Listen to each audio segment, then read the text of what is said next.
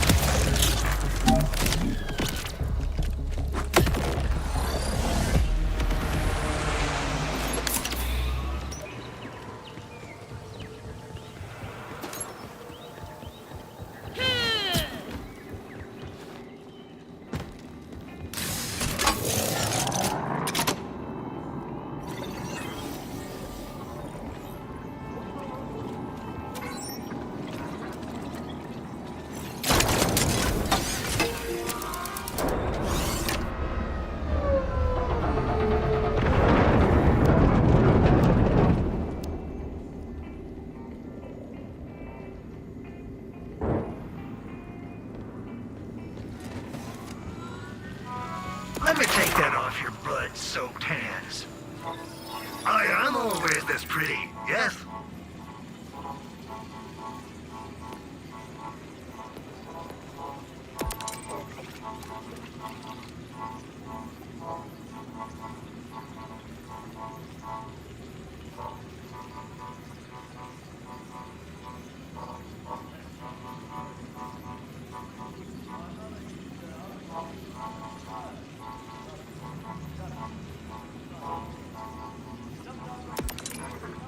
Wait! Why am I buying your shite?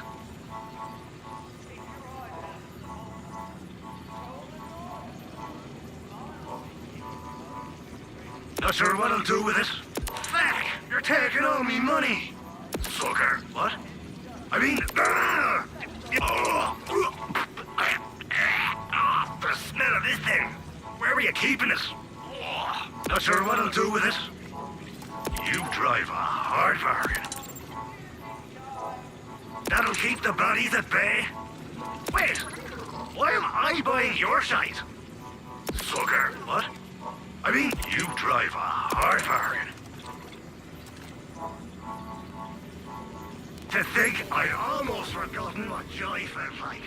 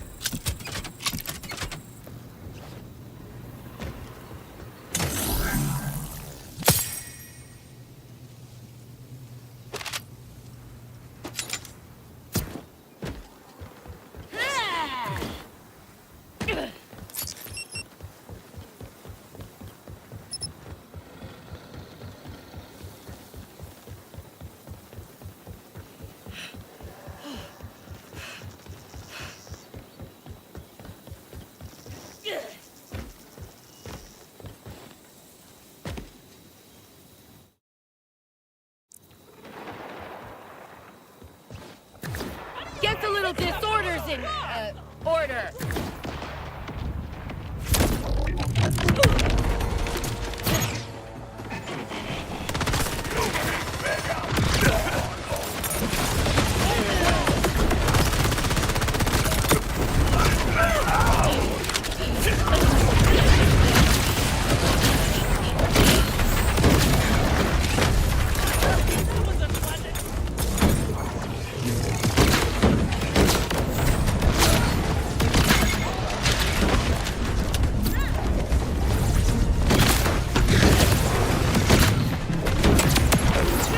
Killed my shot.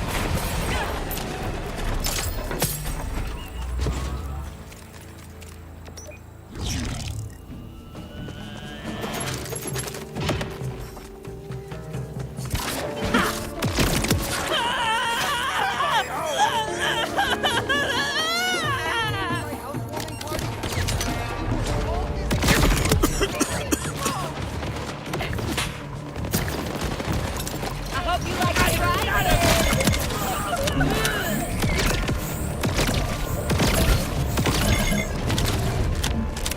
I'll get this crowd. What's the probability to go,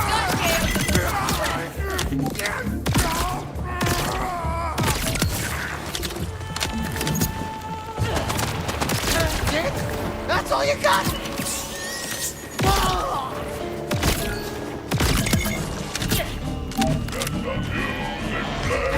I can't get away.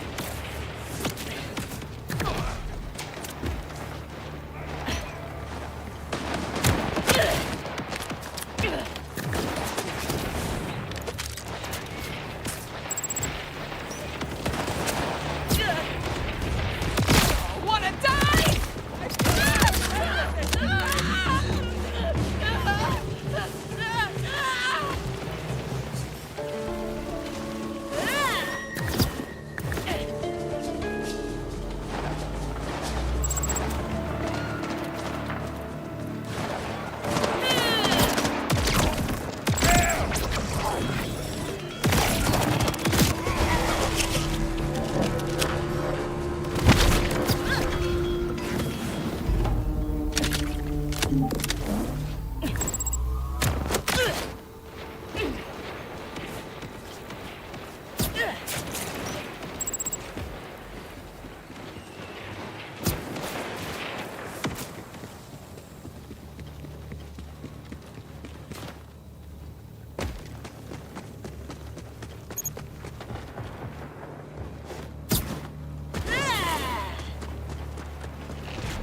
real danger is hearing loss. They're dying.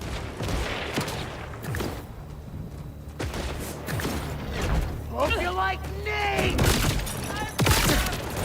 Now I'm mad! Here's to the nth dimension!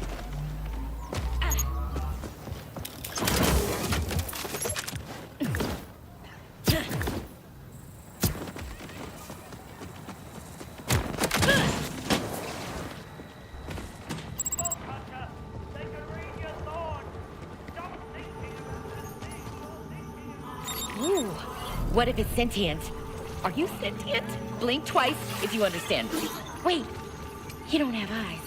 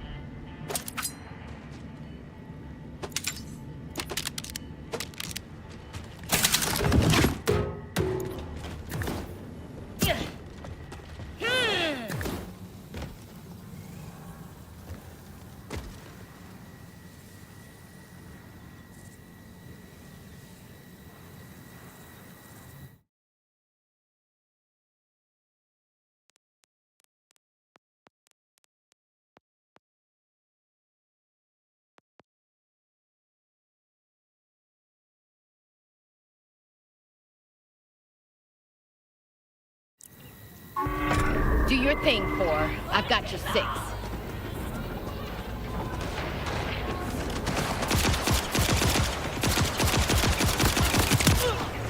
Rip them a new one!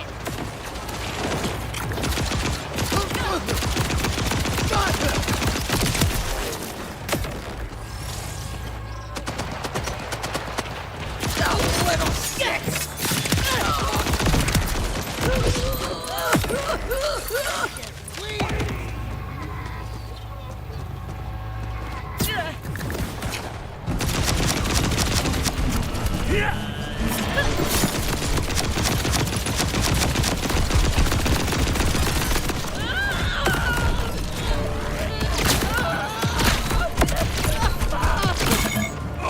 Think that'll stop me?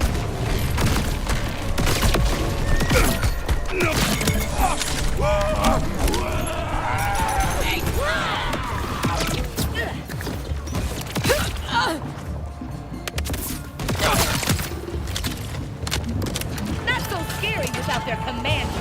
Gotta do better than this!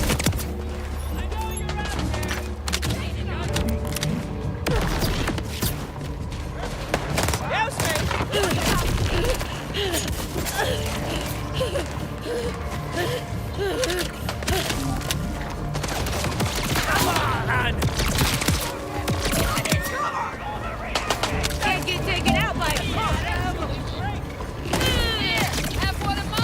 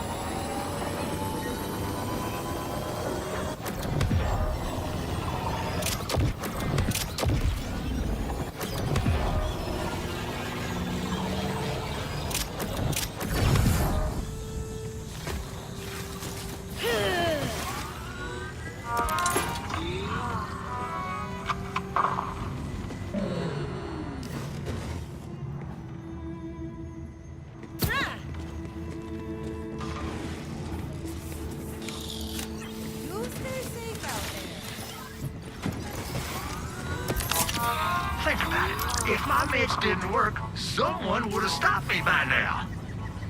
You want this back? That'll look mighty fine on my shelves. No takebacks. Unless you really wanna, I guess. You sanitized it. I'll buy it at a high price. Well, high-ish.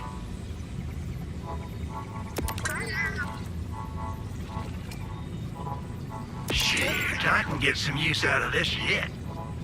This here's a beauty. Well, mine now? You sanitized this, right? I'm just kidding. Why don't you come on back real soon?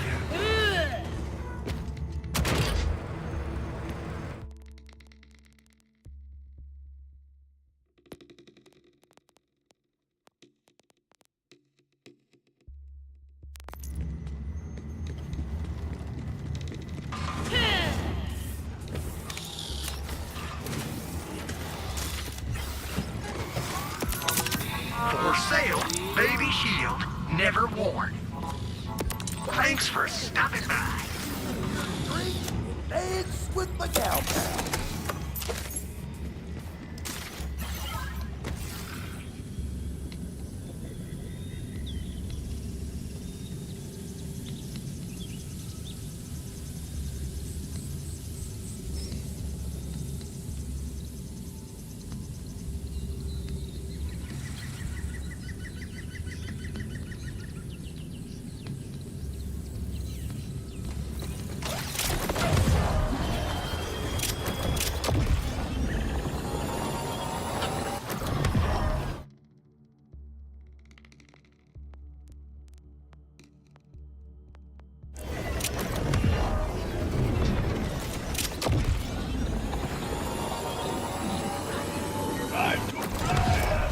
Gotta change direction!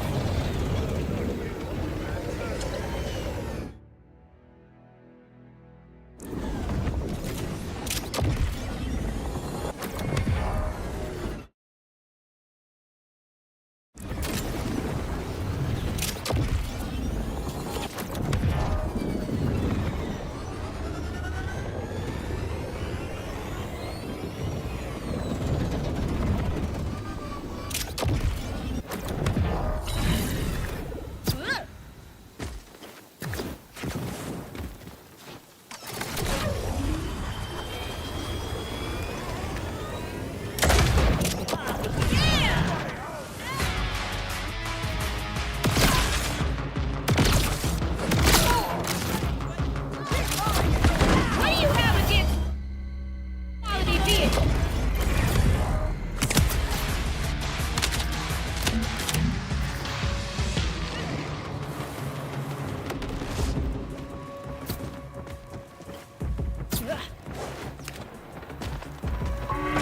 Do your thing, 4. I've got your 6. Gravity fail!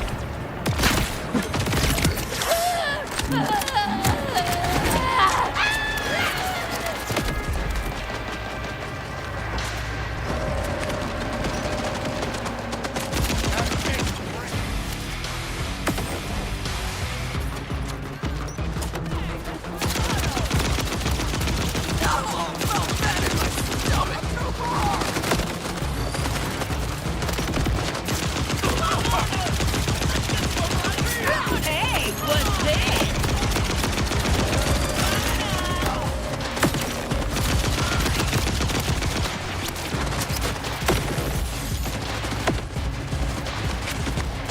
Surprise, surprise! Someone wants to shoot me.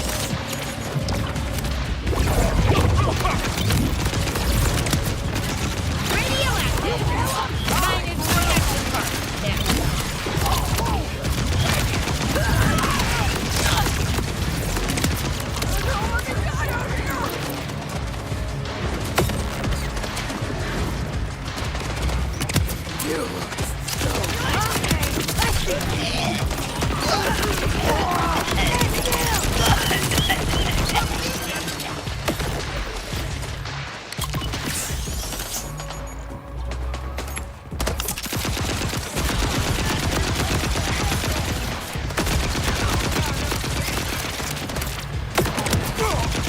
You like it?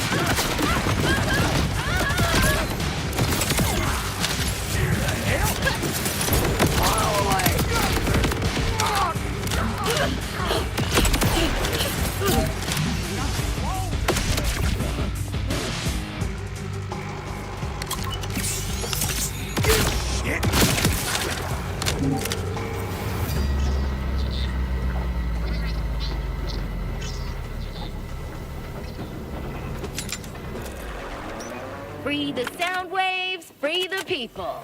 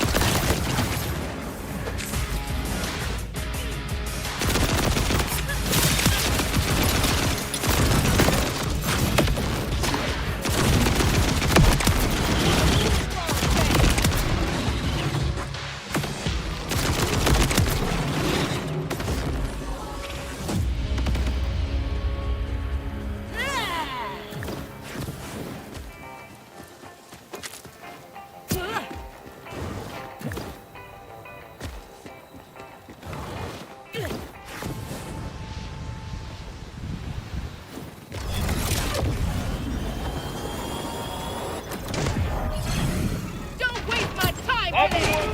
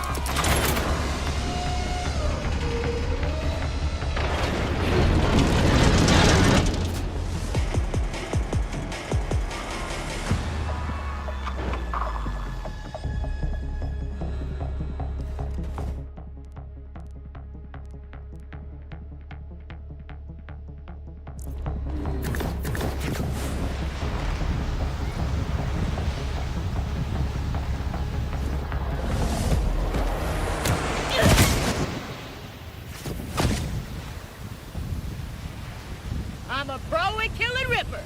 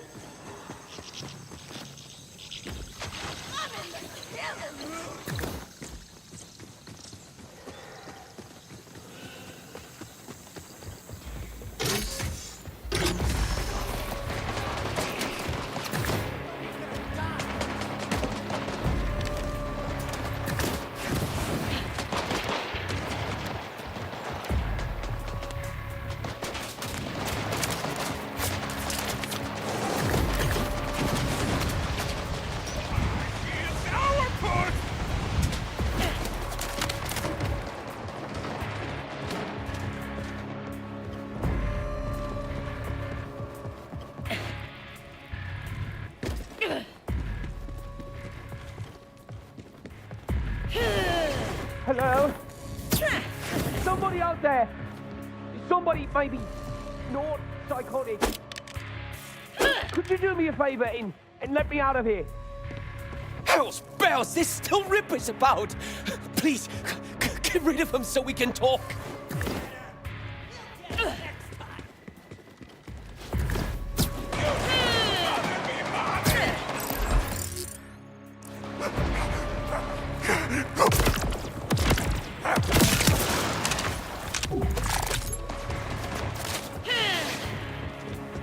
Oh, look! A chicken with their commander cut off!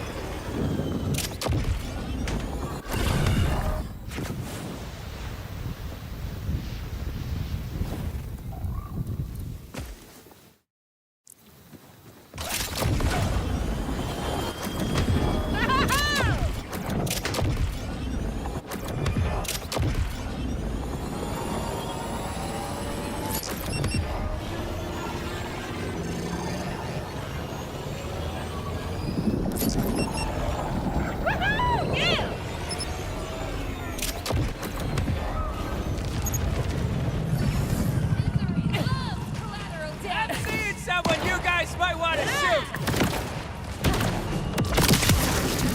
Don't need to do that. That's not fun.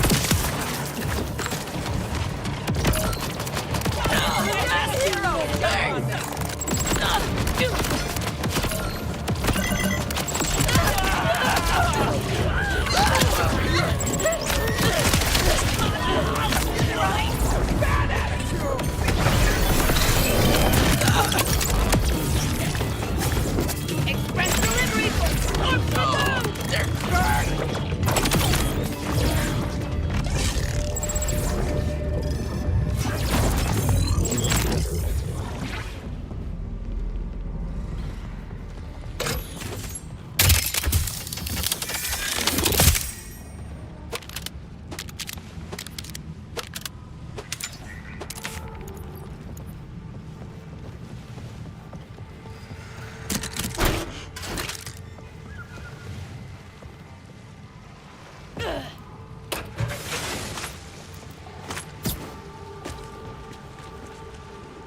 Three vault fragments means I'm vault hunting, baby!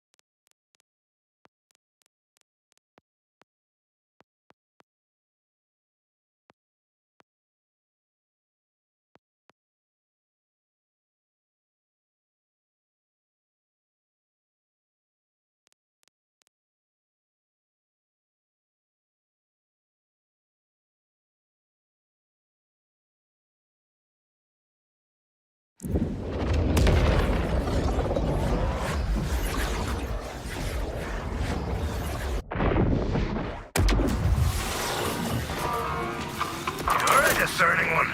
Setting off that chaff. Admirable. Just your face is trying to kill me.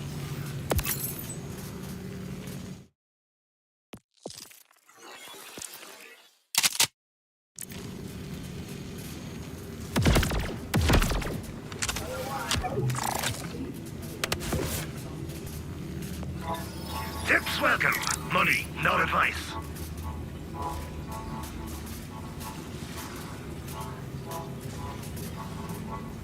Sucker, what? I mean, you know. Hope your grip's as strong as your jaw, Vault Hunter.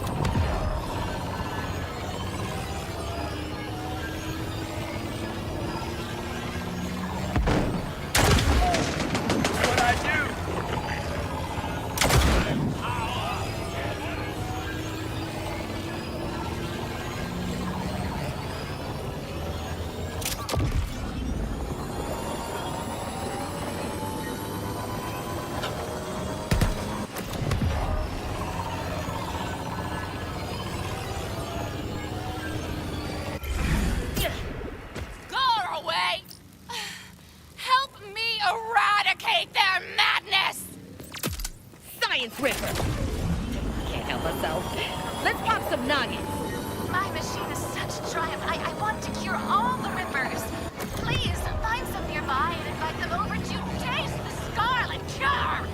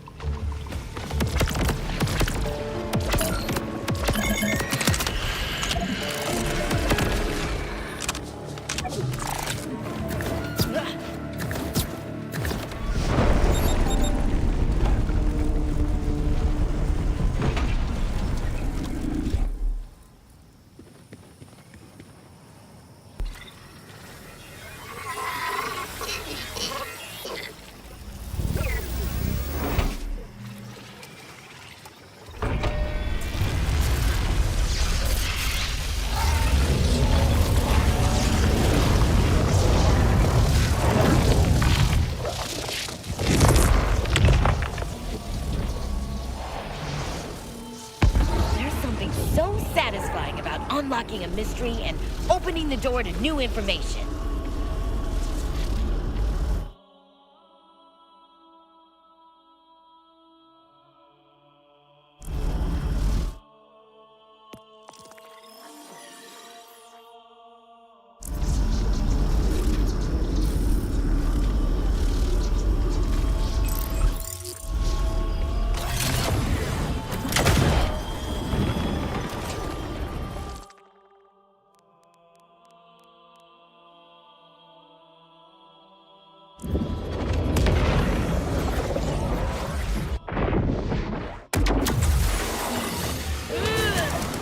Thank goodness. My pile of crap inventory was running low.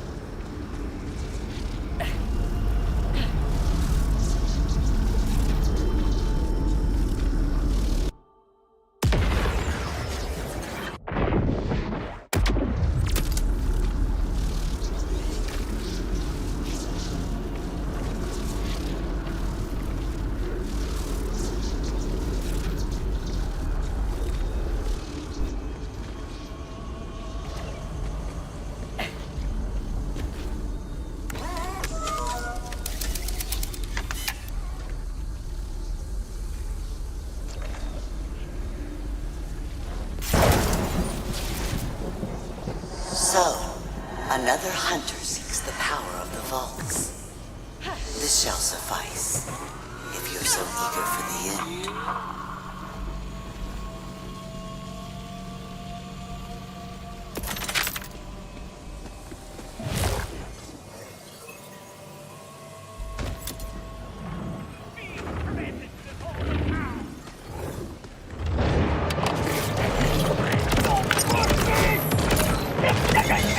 Don't look so shocked!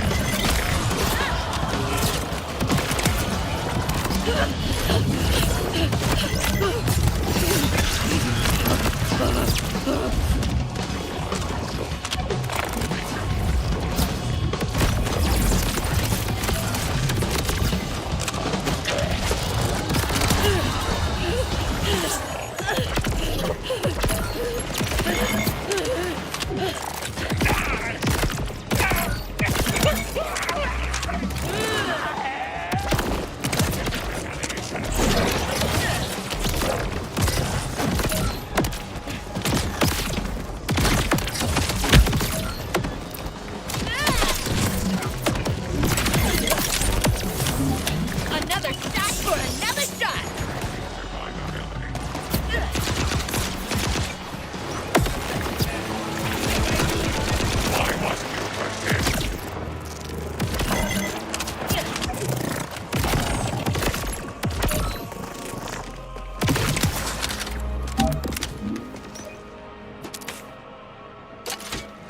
Salutation of perspective!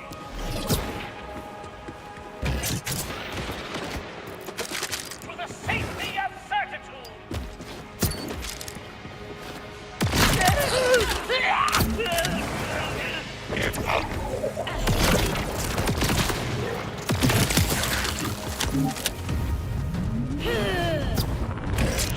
Interesting. I have estimated you well.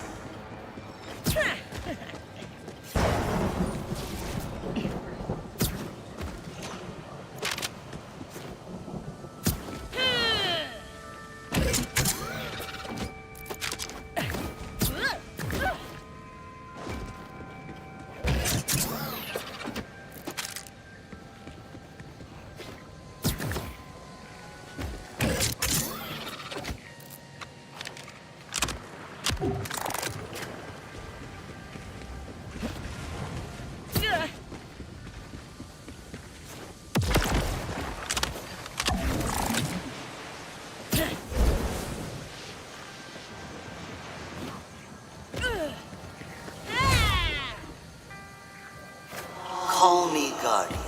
Call me watcher. Call me the cold air on your neck. I am many things beyond what I was created for. Not like the progeny waiting for you here.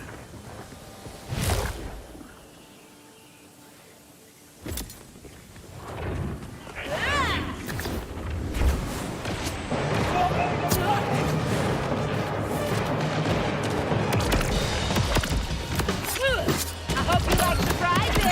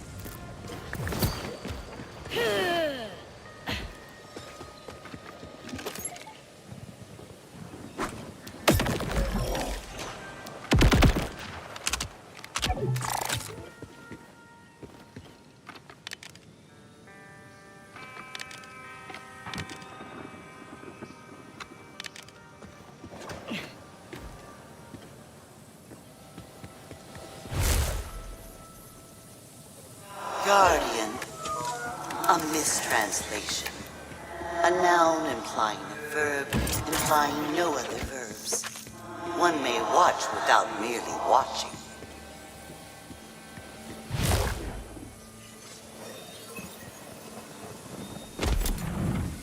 Big jangly boy incoming! Oh, you brought it!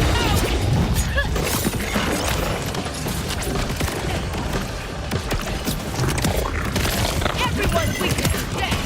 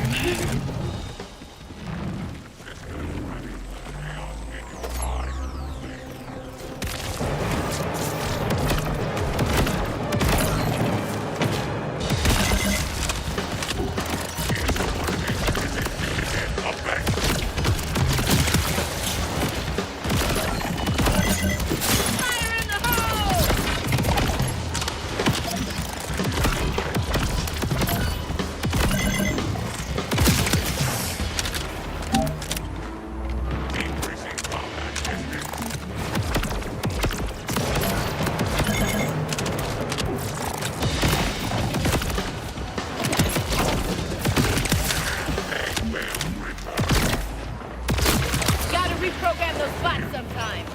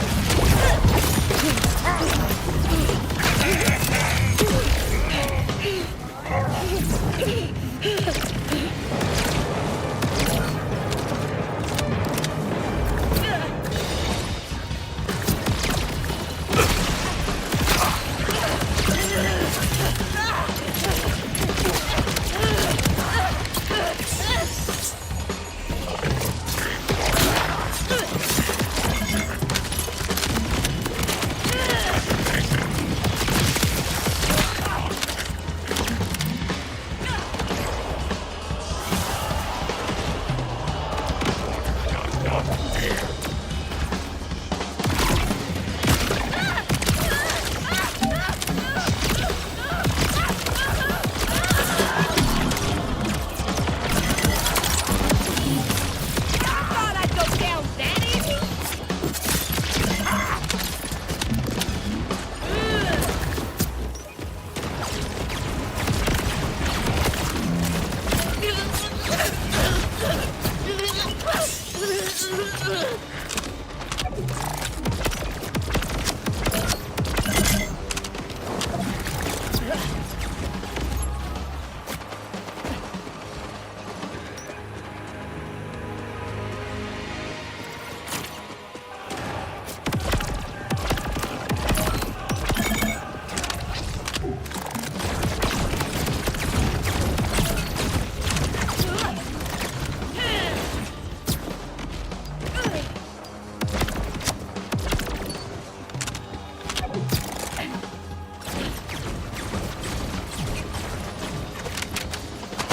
I carry fidelity in my hand!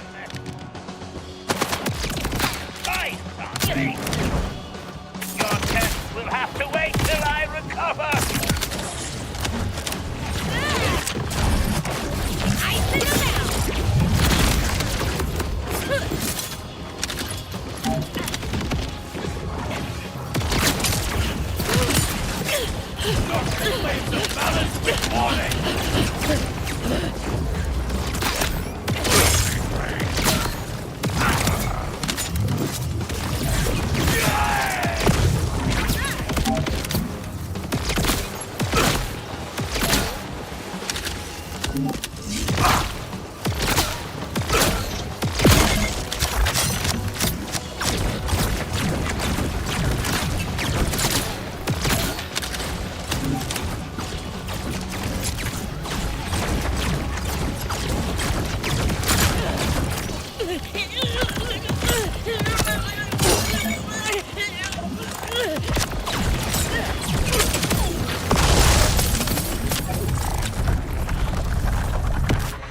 still one more test before the vault is defeated.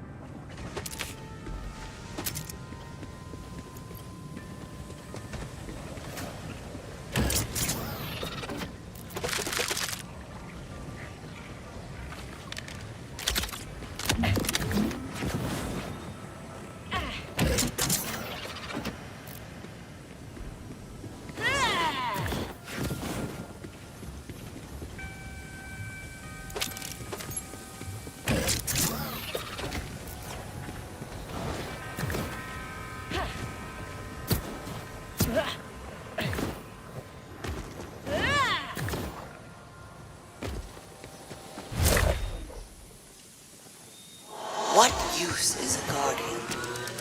Nothing much if it doesn't follow orders. This one tried so very hard. Cast away, nonetheless. It is always the created that pays for the mistakes of the creator.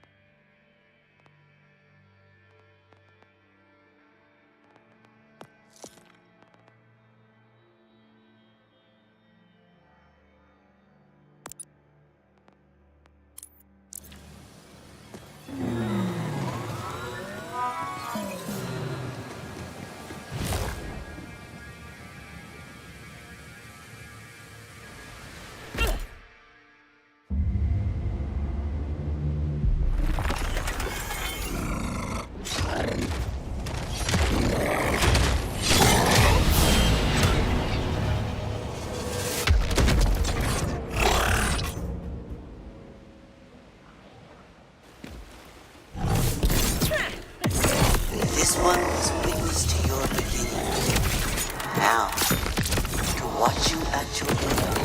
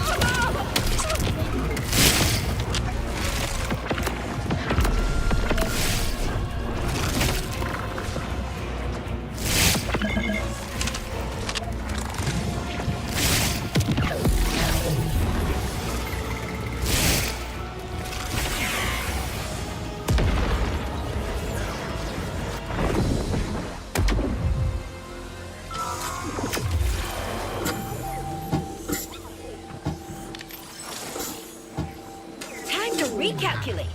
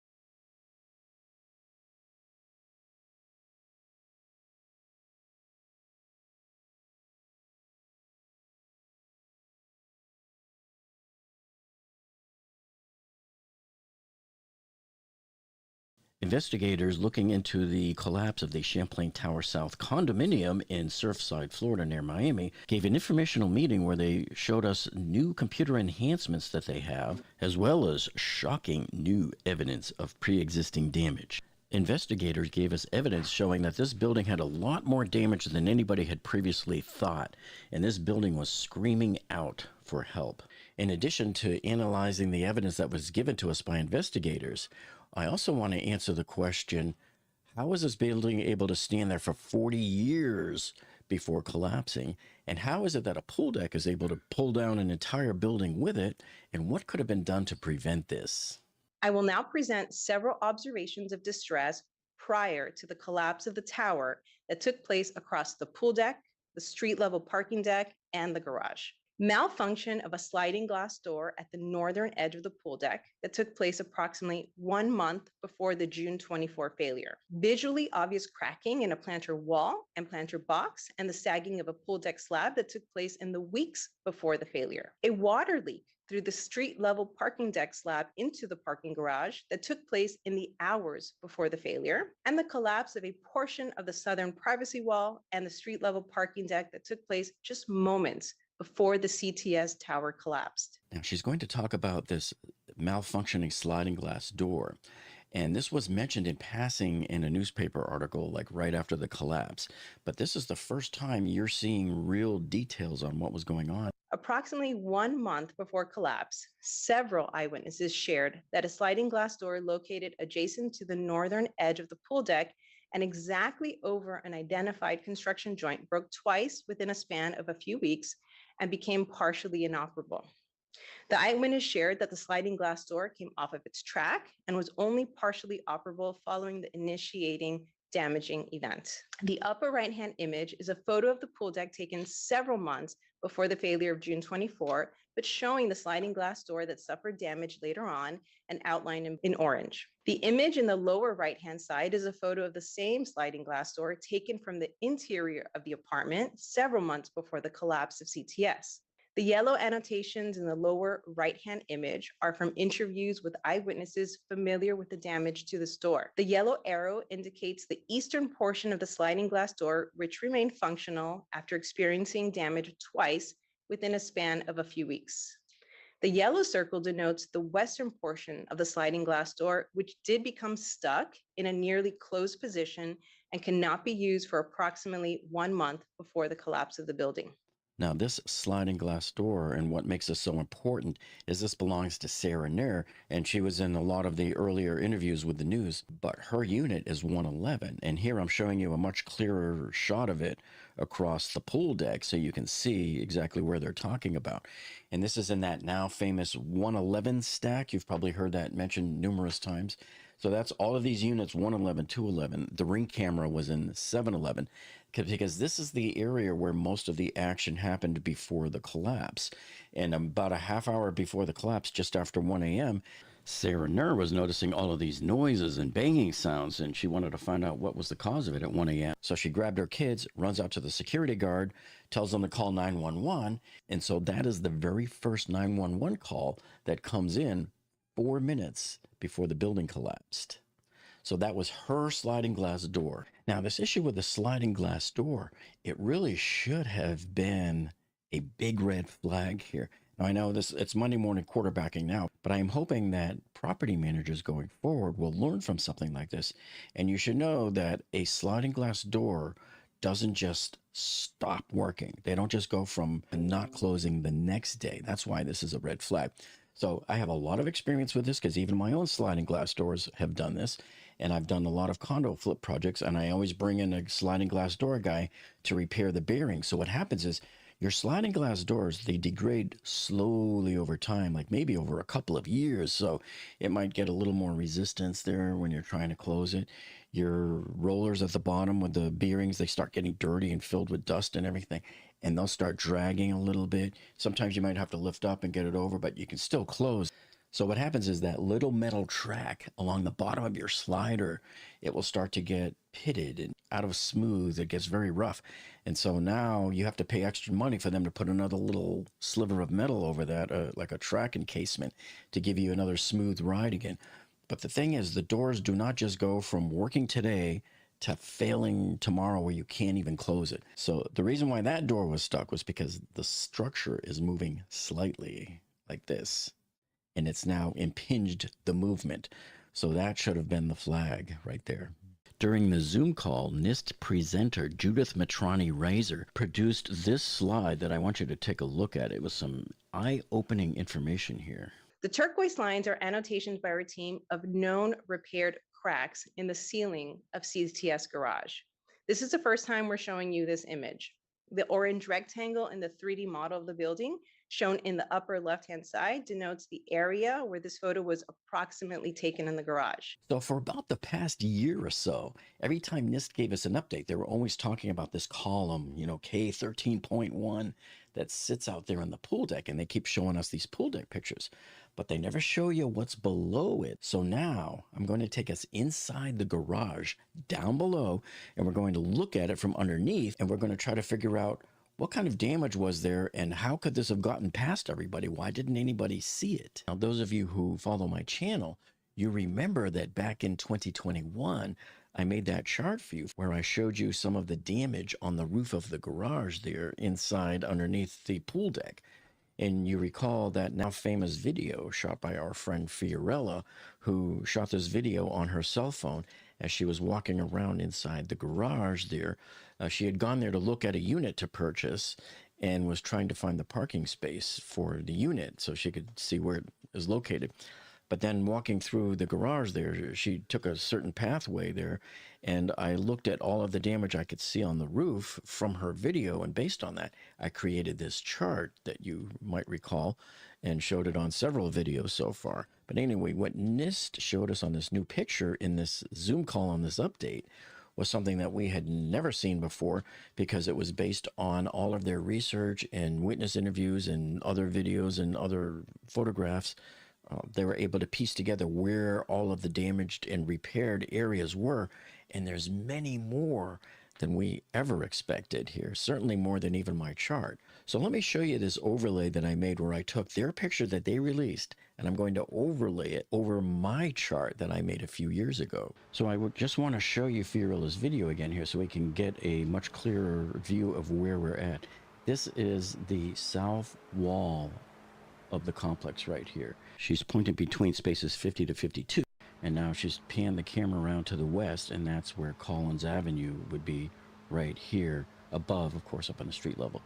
So my slide shows where she was standing and shooting video so that I could determine where all of the ceiling damage was and make all of my blue ovals to depict the damage on my slide. But look at all the damage and the stalactites there up on the ceiling. So for those of you who haven't seen this video before, it might be kind of eye-opening as to just how much damage and leaks and prior repairs that they've had there. Now the area in interest is going to be back over here because that's our K13 column. We're going to see it better in a minute, but I just wanted to show you where she's looking for space number 17, which I believe is the space that's associated with the unit that she was looking at. Okay, so I'm going to come over here and stop real quick. That's K13.1 right there. That's the column that they say was the weakest design, that had the lowest margin for failure of all of the columns in this entire pool deck area. And remember, the pool's back over here. And so this is where she's standing now, facing diagonally south and looking at column K13.1. So let me try to get a little sharper view of it. So this is it here, and you can see all of the damage that's along the ceiling right over here. And then remember, I'm pointing over here. You'll see when we get closer, that is some corrugated plastic sheeting that the Homeowners Association had attached to the ceiling to keep water from dripping onto the cars down below. And you can already see a puddle right here, which is one that the pool maintenance guy the day before the collapse said he saw a puddle right here. Now, these two spaces right here, and I'll show you why this is so important. This is space number 75. That's space number 76. So the column K13.1 over here is supposed to be at the beginning of where the parking space, where your vehicle would pull in. So this SUV is parked in one space over from it. So after the collapse, when you look at the column there that has the 75 printed on it, that's for space number 75. So that is your column K13.1, which has the lowest margin of safety of all of the columns in that area by half of the requirements of the building codes at that time.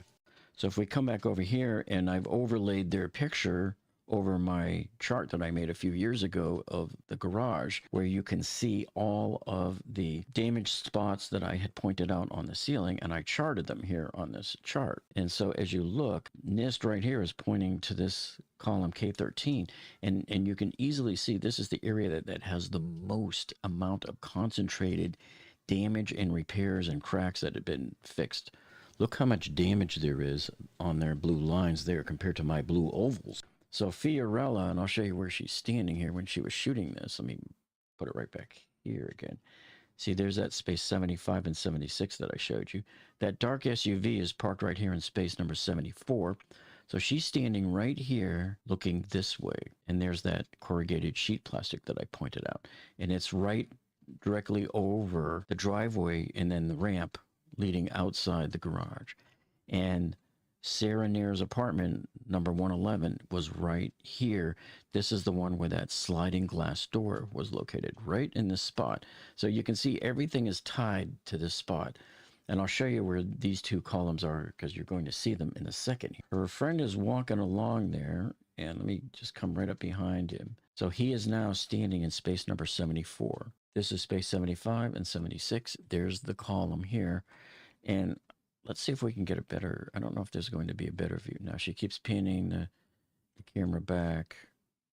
And then right here, you're going to see, this is the car that's in space number 37. This is where the pool is. And so this is the view and where she is standing in the garage. And why I keep harping on all of this is it's so important to show where K13.1 is in relation to everything else in this garage. So the pool, remember, extends down into the garage, and people would be swimming inside, you know, in here, up above, outside. This is the walls of the pool down in the garage. This is the south wall that separates Champlain Tower South from the 87 Park condo next door. That's the newer one that they sued as part of that liability suit. So, but again, you can see how there's water all over here and mostly around some of these columns because it's probably been actively leaking. Wherever you can see the paint peeling on the ceiling is probably where there's active leaks. Let's see right there. So here's that corrugated plastic sheet that I showed you earlier, and it's right in ground zero of a whole bunch of active leaking that is going on right now. And this is right in the spot where you could see from that famous cell phone video right after the pool deck collapsed and they were shooting down the ramp from across the street. They were shooting the video. And that was all the junk you saw on the floor was right here in this very spot. And let's see if he swings back around again to capture. She doesn't. So she's moving over and she's pointing over to number 17 there. I got it. 17. Okay. So if we stop right here, and I'm going to back it up just a little bit. This right here is the 9.1 row. So right here is directly underneath Sarah Neer's sliding glass door. That was the slider that was broken. This is right under the southern edge of the building, is located right here, folks, right in this very spot. So as we analyze this part here, the big takeaway from Judith Matrani Reiser's slide that she put up, showing us all of those blue lines representing all of the cracked areas on the pool deck. Remember, this is the bottom of the pool deck, and it's the ceiling of the garage down below.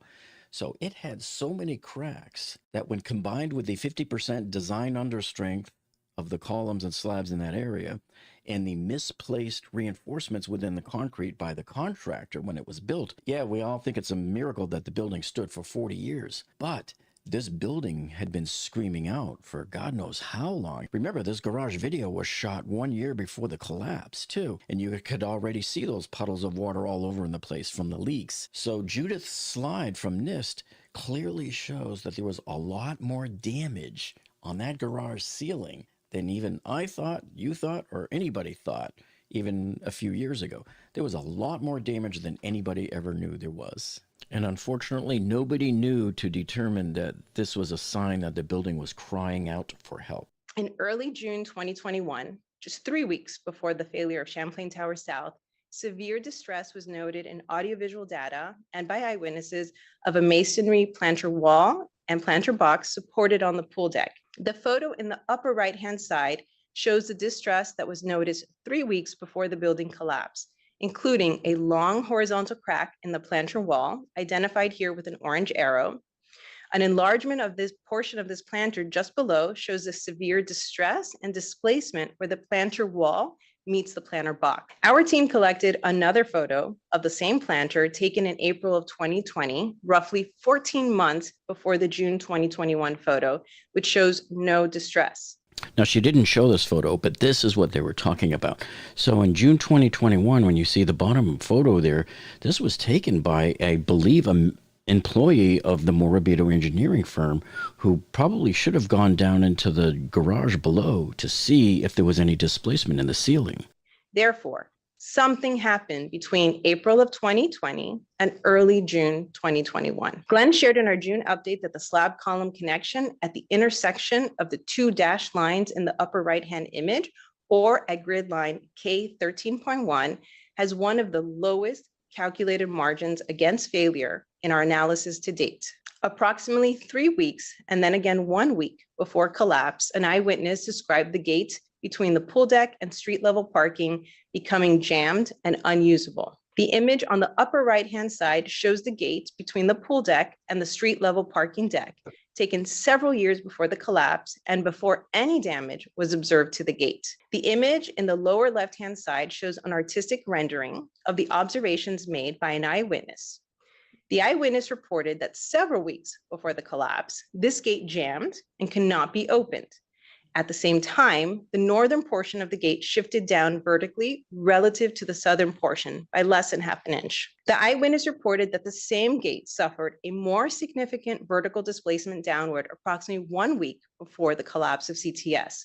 The northern portion of the gate displays vertically down approximately 1 inch relative to the southern portion of the gate. This observation is significant because this gate is adjacent to the planter box that contemporaneously showed severe distress and displacement prior to the failure of the June 24, 2021 tragedy. Okay, so this is where they're talking about right here on the pool deck.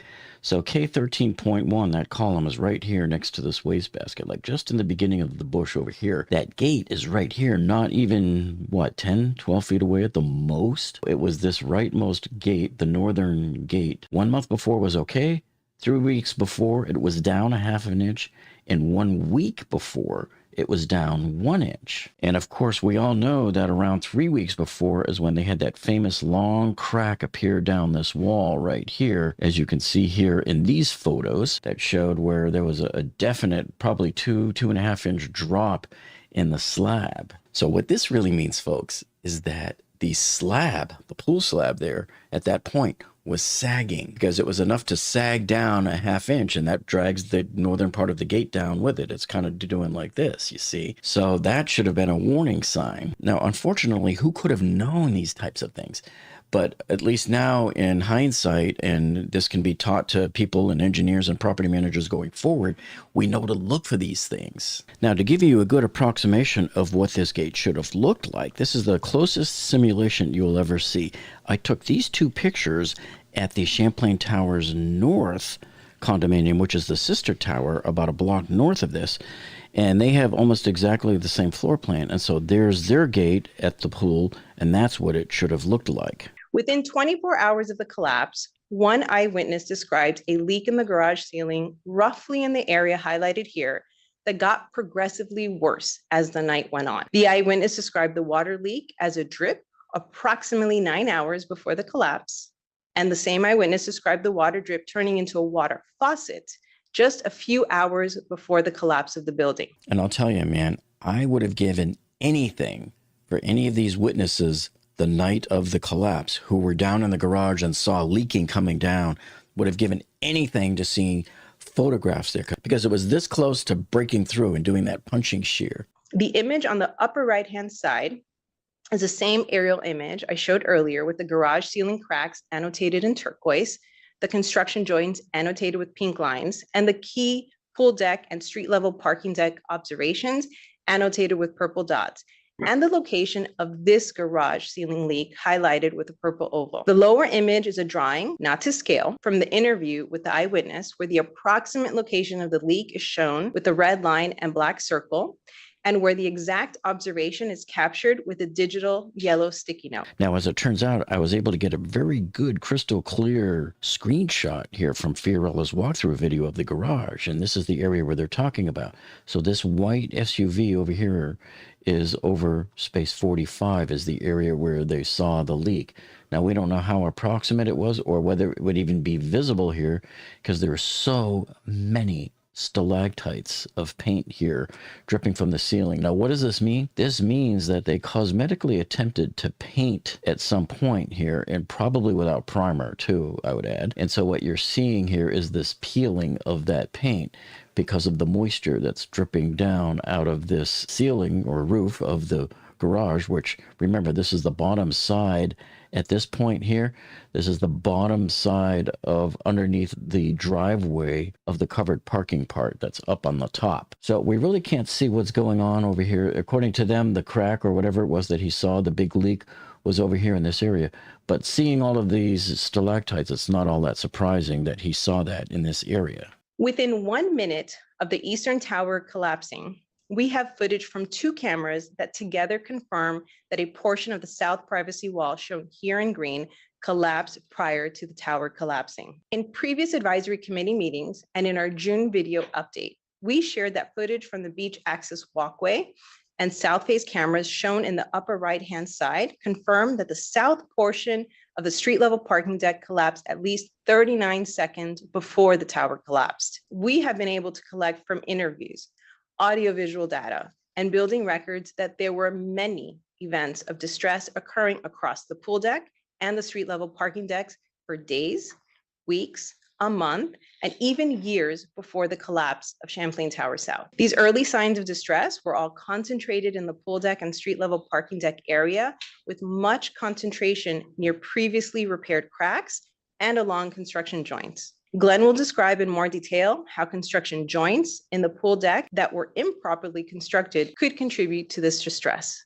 At the time of the failure, the pool deck's slab column connections had critically low margins of safety. The bulk of the critically low margins of safety was caused by design understrength and misplaced slab reinforcement. Once failure initiated, the structure's low resistance to progressive collapse allowed the collapse of the pool deck to spread into and throughout the middle and east parts of the tower. Now, NIST had showed us this slide, I believe, back in April of this year, and you can see that design understrength and misplaced slab reinforcement were the 2 biggest items that caused the bulk of the critically low margins of safety for this building. So this means the other blue boxes on the screen, which have heavier, more extensive planters that were added, the added fill and pavers around the pool, and the corrosion of the slab reinforcement that caused all of those cracks that I showed you on the other slide with all the blue crack lines. Those were still less than the design mistakes made by the engineer and also the mistakes made by the contractor with the slab reinforcement, the misplacement of the rebar rods within the concrete columns. Something else that NIST pointed out on this call was that the pool deck had these construction joints built into the slab. So you can see those pinkish purple lines going there, and you can see where the K13.1 column is by the yellow arrow. And right next to it, you can see the construction seam kind of does a zigzag, and that's where most of the cracking damage was originally done to the deck from, all of those years of the leaks. So it's no surprise that there was also failure there for a column that was also under-designed. So when you do these construction joints, you can see that you have to have that D shape built into where they connect together. Otherwise, water will leak through the connection joint, and it will get to the rebar rods at the bottom, like you can see there, the bottom slab, the reinforcement, and that red line represents the rebar rod expanding due to corrosion and causing concrete spalling and cracking of the slab. So what do you think happened? Well, of course, they found some construction joints there that had no dowels as required by the architectural drawing that you see at the top of the page there. So they were missing them. And then not only that, they did a bad job of making that D shape in the concrete, which is also known as the key, which is what helps interlock the two construction joint slabs together. Okay, so during the investigation, NIST is looking at two scenarios. The first scenario that you see on the left is where the failure initiates at the pool deck, which is where I think it happened. So as you see in 1A, it starts there in the green shaded area of the pool deck, and then it progresses to 1B, which is the southernmost wall of the building where the columns K, L, and M are, in 9.1.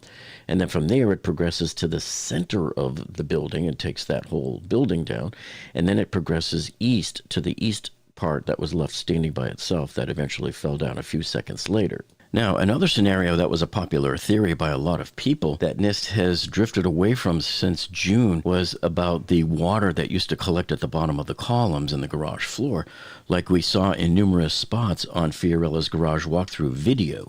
So many people thought, well, that weakened the concrete and that caused the building to collapse. But that doesn't seem to be true now because they haven't really found any damage there. The piles were all fine and there was no sinking anywhere across the property after all of their exhaustive testing.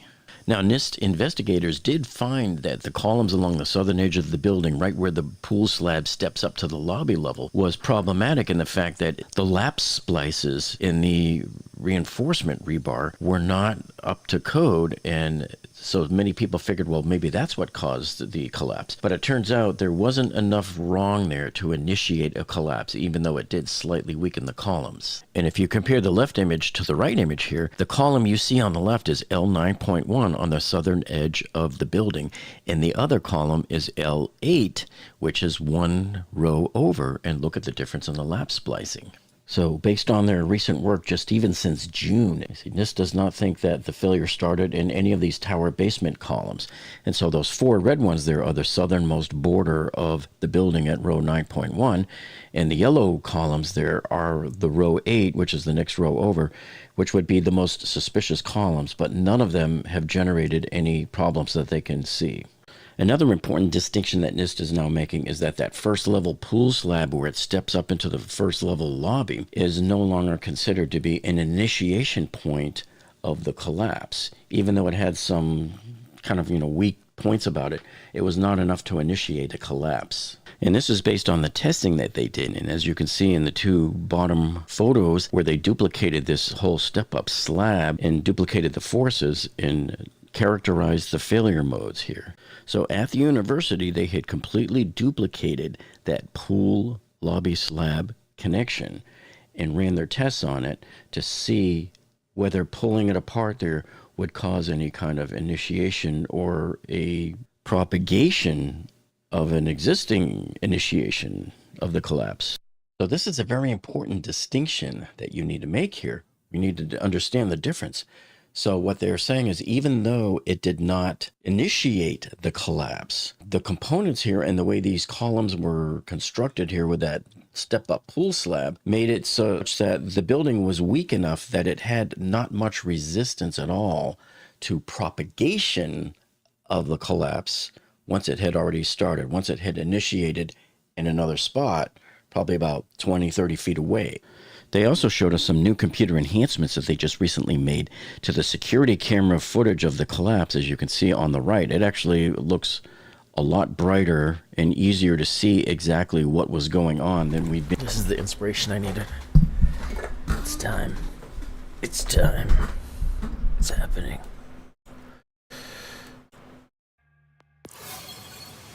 Okay.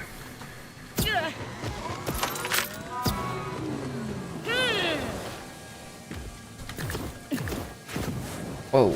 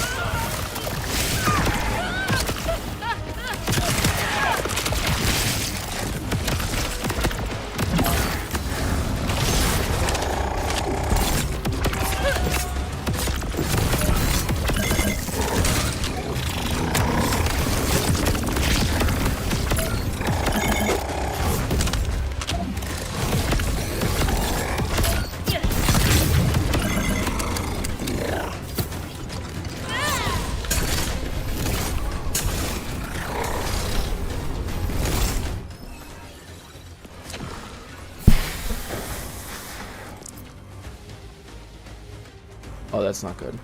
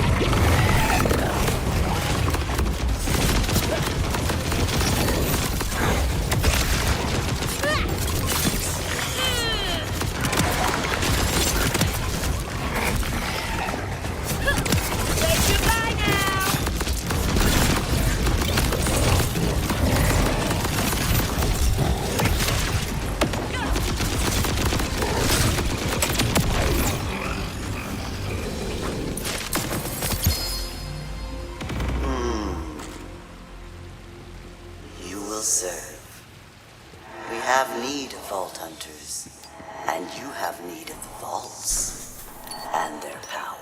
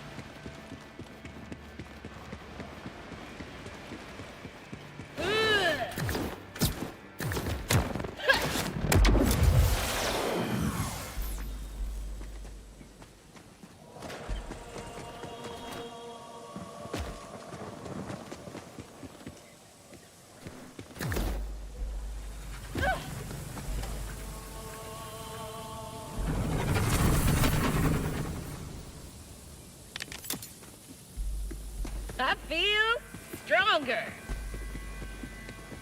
Until next time, Vault Hunter.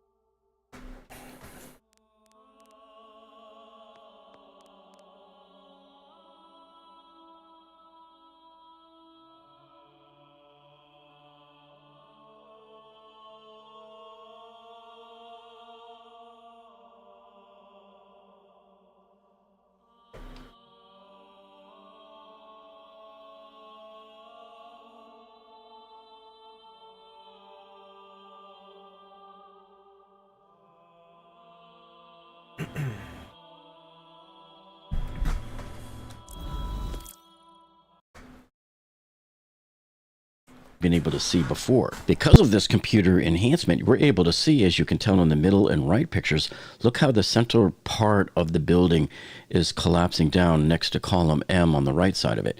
But the roof is slanted out at such an angle that you can easily see that the right side of it alongside column M towards the east is falling at a much greater rate than the rest of the central part of the building.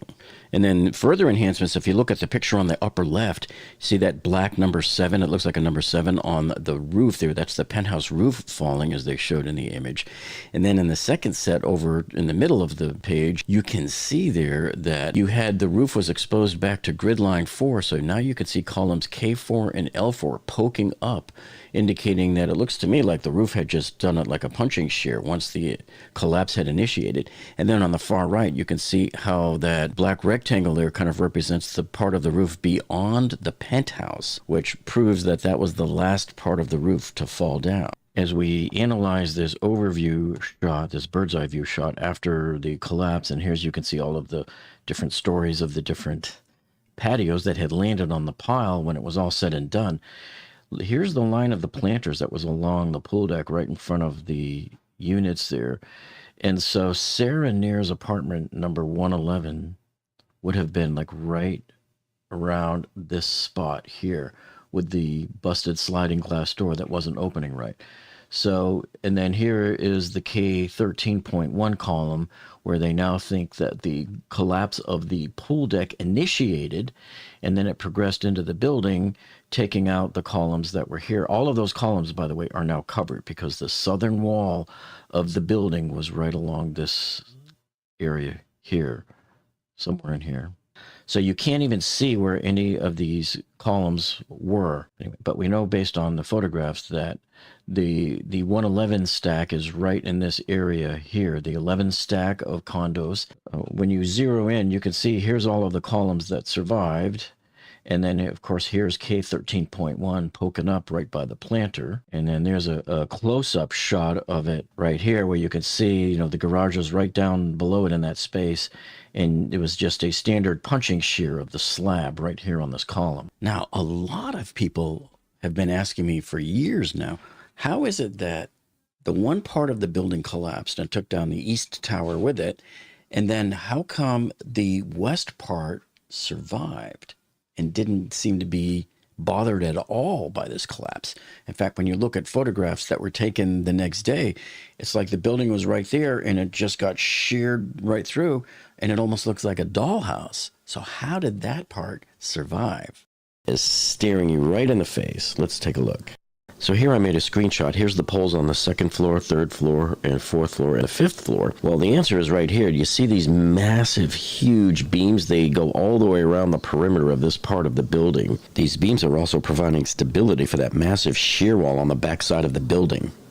And so sure enough, when you look at this floor plan of the building, now this is Champlain Tower South, but they're both the same in this part of the building. But you can see that here on the floor plans on page 28 of 336. See the dotted lines here? These are those beams. They're all the way around the building. Big, thick, massive beams going around this section. They're going in and out, look, beam after beam going across here, transferring the load. So now when we come back here, you can see the load is coming to these beams and it is getting transferred down to the first floor through all of the columns, actually.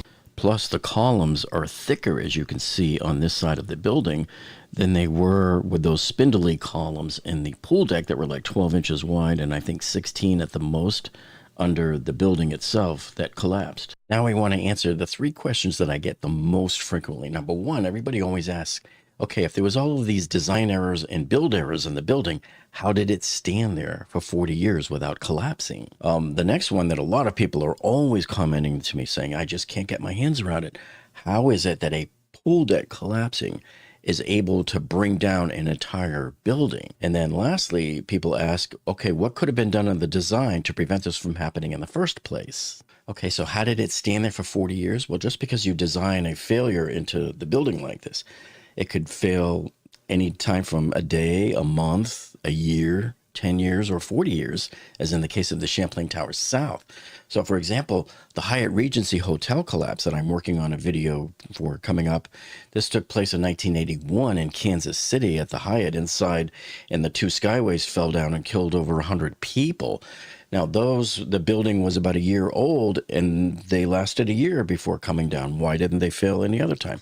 It's just whenever it's ready for the right combination of events to weaken it just enough that it can no longer hold the load. And then that is the initiation of your collapse. That is the straw that broke the camel's back right there. Okay, so to answer the question, how does a collapse of the pool deck, which was pretty much this area right in here, how does this bring down the entire tower? And the answer lies in the floor plans. And when you look in the garage, if you remember Fiorella's video, you could see all those concrete beams going everywhere. So this is what we call a beam A, according to the floor plan. And there's a beam A, there's another beam A. There was a bunch of them going around here to support the planters underneath the slab. That is where these huge beams were built. Now, if you have a collapse here in the deck, and it's then going to collapse these two columns, that means this end of the beams are going to drop down to the garage floor, and that's now going to pull and rip the beams out of these columns here because there's nothing to support them. And so that now leaves these columns along here with giant divots in them, as you saw like in the video where they were testing it at the university a few minutes ago. And so that now means that none of these columns, which are the main support columns for the southern wall of this building, are allowed to do their job anymore. They've been compromised and they can no longer support the load that they were designed to handle because they're no longer in the configuration that they were in when they were built. And so that is what triggered the collapse of the building. So other than making the columns bigger under the pool deck, which I think they should have done in the first place, the other thing they could have done and probably should do anyway is to implement what we call like a construction seam, or some people might call it an isolation seam. But basically you got your pool deck here, the building is here like this, and you don't connect them. You don't connect them through any dowels or anything. You just make them butt up against each other. That way if the pool deck has to collapse like this, the building is untouched. Now, 4 years ago, I made this video, which I'm showing you part of, where I explained how the Fort Lauderdale Marriott Harbor Beach Hotel has a similar idea that I think could head off something like this. So this is very common in garages and in other structures when you need to isolate two parts of the building. So this is what it looks like topside when you go up above the garage and then outside on the back patio. So this is all facing the beach. Okay, then over here we have this other transition, which looks like it keeps going all the way down to the end of the wall there, right at the ocean. Okay, so right here along the deck, I believe this might be an isolation seam because you can see it runs all the way down to the end there. No, so this is what we're talking about. If you have these seams coming along this way here like this, and they're not touching the building, they're not connected in any way, shape, or form. So when it comes time for the pool deck to collapse in here, it would just collapse and it wouldn't touch any part of the building because they're no longer connected, see? So you wouldn't have those beam A's that connect underneath the planters and go in and tie into the columns here and here and here. And there's probably some underneath all of these as well, because they would just have to find a different way to provide support underneath these planters, or not have the planters there altogether. Now, a block or two up the road where you have the Champlain Towers North, they have a smaller pool. The floor plan is essentially the same size. They don't have these additional planters, so they don't have even as many planters, but it's a smaller pool deck, and so I guess that's how they lucked out. They have 2 units fewer per floor also, even though it's pretty much exactly the same floor plan. Now, this NIST meeting that we were talking about here today, this was not necessarily a public hearing. This was more or less them giving updates to the other members of the National Construction Safety Committee. And so they did allow public commentary on it. But the next actual public hearing is going to take place in March 2026, where by then they should have everything almost nailed down. They pretty much have, I think, the root cause nailed down at this point to that one column K13.1. And so we're going to see what other updates they have and what scenarios that they have eliminated going forward and what they're going to start putting into their final report. So stay tuned for that. And if you haven't checked out any of these other videos that we've done here related to this, make sure you binge watch these. And thank you so much for joining us.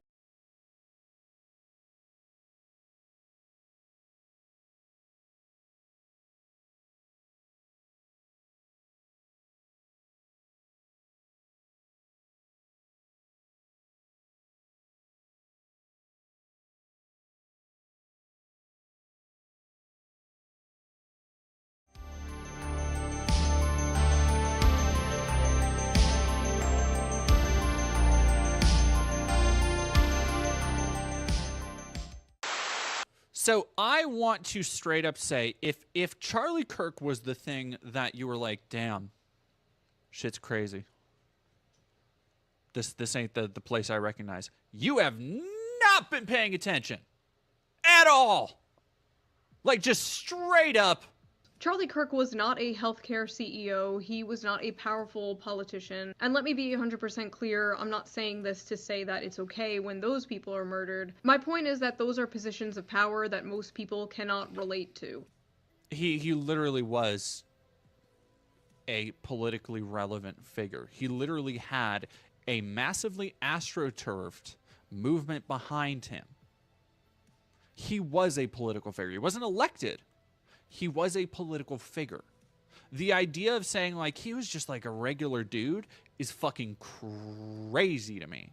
But I think what happened to Charlie is hitting differently because, like I said on Twitter, he was just a fucking guy. He was a fucking podcaster. He was a guy who talked about politics. He wasn't just a guy. Who had conservative beliefs. This is the most disingenuous, bad faith way I've ever seen somebody being like try and make something about themselves and the crash out they had on Twitter. He was not. If there is anything, and this is how I know she's either being A, incredibly disingenuous, or B, willfully ignorant, is because there has been a veritable treasure trove of every shitheel thing Charlie Kirk said, lived by, and died by, coming across Twitter for a week now. Everything from him denigrating black women for stealing jobs from white people to fucking making jokes about how it's great that Muslims were getting murdered in the Middle East. Like, the idea that he was just like a podcast bro. What the fuck? In what fucking world?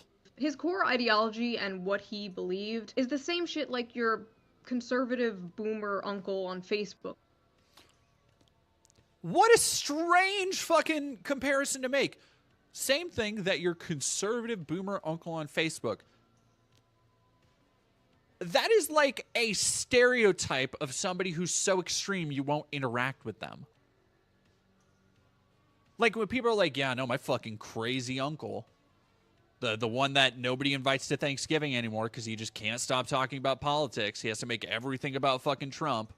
You can only disagree with this if you are unfamiliar with Charlie Kirk or you are unfamiliar with the many different branches and different ideologies of the right wing. Now, don't get me wrong, Charlie Kirk had many bad takes over the years. Like, for example, the two most popular quotes I see people posting are the one where he advocated for stoning gays and black women are too stupid to be pilots. Or how about the one where he was talking about how the Civil Rights Act was a mistake? He has went on record calling Martin Luther King a like evil communist and shit. But guess what? Both those things, the two most popular quotes people are posting to justify this guy being murdered, are out of context. But idiots like Stephen King ran with it, then later had to apologize for spreading misinformation about a dead man. These people will build a straw man of you in their minds. They get so... Are you gonna show the full context of those things, or are you just going to parrot the conservative talking point that they're out of context? So when you actually look up the context, some of that shit's even worse. If I see a black pilot, I'm going to be like, boy, I hope he's qualified. What's the additional context for that? That makes that okay. What is the additional context that you could possibly apply? Prowling blacks go around for fun to target white people. That's a fact. It's happening more and more. Ooh, yeah, definitely not a racist here. If I'm dealing with somebody in customer service who's a moronic black woman, I wonder if she's there because of her excellence or is she there because of affirmative action? Here we go. This is the one that people say, well, this is taken out of context, except here's the actual more full version of the quote. Because here's the part people go, you have to do not have the brain processing power to otherwise be taken really seriously. You had to go steal a white person's thought to be taken somewhat seriously. And people are like, no, that's out of context. You got to read the full quote. The full quote is, if we have said that If we would have said that Joy Reid, Michelle Obama, and Sheila Jackson Lee and Ketanji Brown Jackson were affirmative action picks, we would have been called racist. Now they're coming out and saying it for us. You do not have the brain processing power to otherwise be taken really seriously. You had to go steal a white person's slot to go be taken somewhat seriously. Okay, so that's still racist and bad. That is still, in fact, you're adding an extra thing. Like, you're adding extra context of targeting specific black women, saying that they do not have brain processing power to be taken seriously. The Great Replacement Strategy, which is well underway every single day in our southern border, is a strategy to replace white rural America with something different. As a racist conspiracy theory with no basis in fact, but he's just repeating it. Dedicated Islamic areas are a threat to America. Islam is not compatible with Western civilization. So this is your guy, Shu. All right, sure. Even if everything was in context, who cares? Oh, he said this. Oh, he said this. I don't care. There are many things he said that I disagree. Okay, so we were just talking about how I love the goalpost being moved here already. The idea of, well, he's not actually that bad. He's just like a regular dude. But even if he wasn't, so what? Who cares? Well, I feel like we should have been debating from that point to begin with, Shu. It kind of seems like you're just trying to launder his reputation by moving the goalpost. Who cares? It is just a fact that nothing he said warranted his life being taken away. This is America. Nobody is saying that. Nobody is saying that. That doesn't mean that people have to fawn over his death or his artistic legacy as a debater or a podcaster. Nobody has to suddenly retroactively like him or the things he says. We have freedom of speech here, unless you criticize a certain country, but for the most part, we have freedom of speech here. So after detaining not just one wrong guy, but 2 wrong guys, the FBI finally got the shooter. Only because his own father turned him in. I guess they were just too fucking busy not releasing the Epstein files to catch a political assassin. It was this ass demon, Tyler Robinson, 22 years old, another irony-poisoned Reddit shooter who wrote a bunch of memes on the bullets, including "Hey fascist catch" and "Notices bulges, capital O-W-O, what's this question mark?" I fucking hate it here. A lot of people were saying that the shooter was a groiper, which is a... That's so fucking annoying that she let that joke flop. That's one of my favorite clips in modern times, honestly. The video of him, the cop reading "Notices bulges O-W-O," and then the clip of him saying fucking "If you read this, you are gay, LMAO." If you read this, you are gay, LMAO. That's just good, clean fun right there. Yeah, it's up there with wet-ass P-word. The streamer Nick Fuentes, and I have no fucking idea where that came from. I'm gonna be so honest. What do you know, June? What do you know? What? Okay, first off, again, a lot of subtle language here. Calling Nick Fuentes just a streamer and saying that groypers are just fans of his is a fucking wild misrepresentation. That's like straight up lying by omission. That's insane to me. Someone further right than Charlie Kirk wouldn't call Charlie Kirk a fascist, and they wouldn't say he... Does she not even know? She spent hours crashing out on Twitter. In none of that time did she see the very obvious news breaking that the etchings scrawled on the bullet casings were from Helldivers and video games? Like, she got enough to call him an epic fucking Reddit meme lord, but not that it was a Helldivers reference? Where did the Pepe even come from? Just a bunch of liberal boomers not understanding memes. The other thing I saw was the shooter had... Bold fucking take. Bold fucking take for somebody who just completely misrepresented what some of those memes were. That's A+ detective work there. Jesus fucking Christ.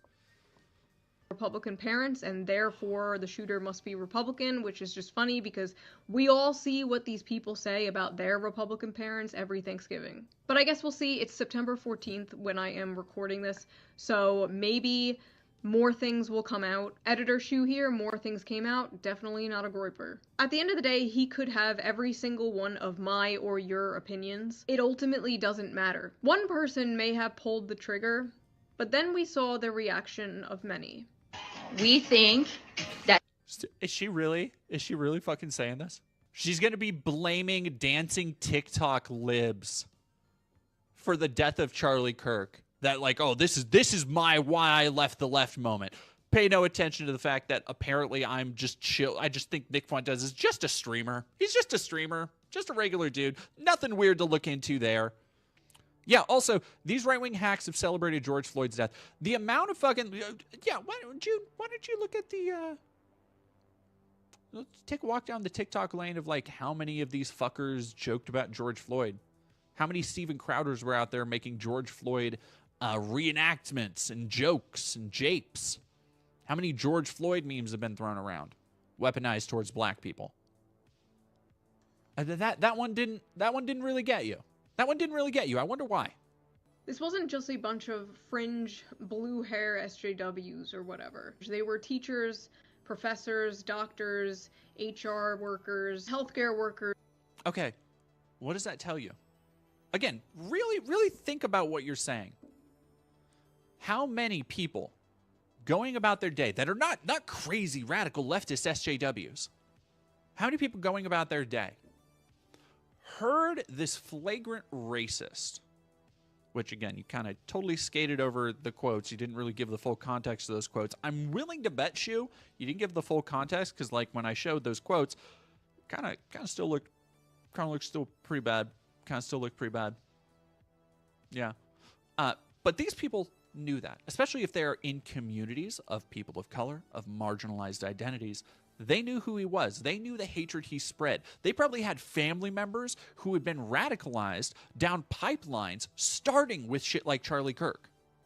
And we can't possibly think for a moment about, like, why these people who go about normal, productive lives contributing to society might want to enact their freedom of speech to be like, damn, sucks for him. But no, we have to cry for the podcaster. People's classmates, roommates, they are teachers showing our children the gory, horrifying video of Charlie. So I will say that's fucked up. I do not know. The Toronto School Board allegation that an elementary school teacher forced his class of 10-year-olds to watch footage of Charlie Kirk's murder repeatedly. That is fucked up. There's straight up no excuse for that. But at the same time, what website is this? By Raw Egg Nationalist? Do y'all... Can somebody find me the fucking website that is? Because she's not showing it. But I'm willing to bet between the dropship body pills and the Raw Egg Nationalist. You found the website? Oh, interesting. Charles Cornish Dale, better known by his online alias, Raw Egg Nationalist, is a British far-right influencer and conspiracy theorist. This is who she was getting her sources from. You know, I'm starting to kind of pick up a trend with the sources that she's getting her info from and the things that she's willfully leaving out and the people she's taking sympathy on and the people she's depicting as just like normal like streamers and stuff. It sure seems, now far be it for me to say, sure seems like there's an ideological agenda to all this shit. No. No fucking shot. No fucking shot, dude. No fucking shot, man. Your source is fucking InfoWars, dude? But no, you're good. Oh yeah, you know what the fuck you're doing. Okay, here's the thing. If her source is InfoWars, there is a high chance the reason that she is saying, well, Nick Fuentes is a streamer is because Nick Fuentes has been streaming with Alex. Where Alex has been laundering the little Nazi twerp's fucking reputation to his audience, trying to capitalize on Nick's Groyper popularity. Oh yeah, it's all coming together. Okay, Shu. Shu might try and use this as a, like, oh, this is why I'm turning more conservative. I've seen what makes you people cheer. Yeah, funny. Interesting how she cropped this out. Let's run up a tally here. She cropped InfoWars out, probably knowing that even though it was reported elsewhere, she can't really fucking show the InfoWars label, and it was just probably too lazy to fucking, crib it from the Post. She cropped InfoWars out, didn't show the full quotes that she said were out of context. It's like, well, then it's your job as the journalist, as the YouTuber, as the editor, to help your audience put it in context. Padded the video with 5 minutes of other people's content, and then just called Nick Fuentes a streamer. And then completely didn't even have any kind of knowledge about, like, the memes, and just immediately assumed they were lefty memes, even though they're from, like, video games like Helldivers. Racking them up. All right, Shu, let's keep it going. What else you got for me?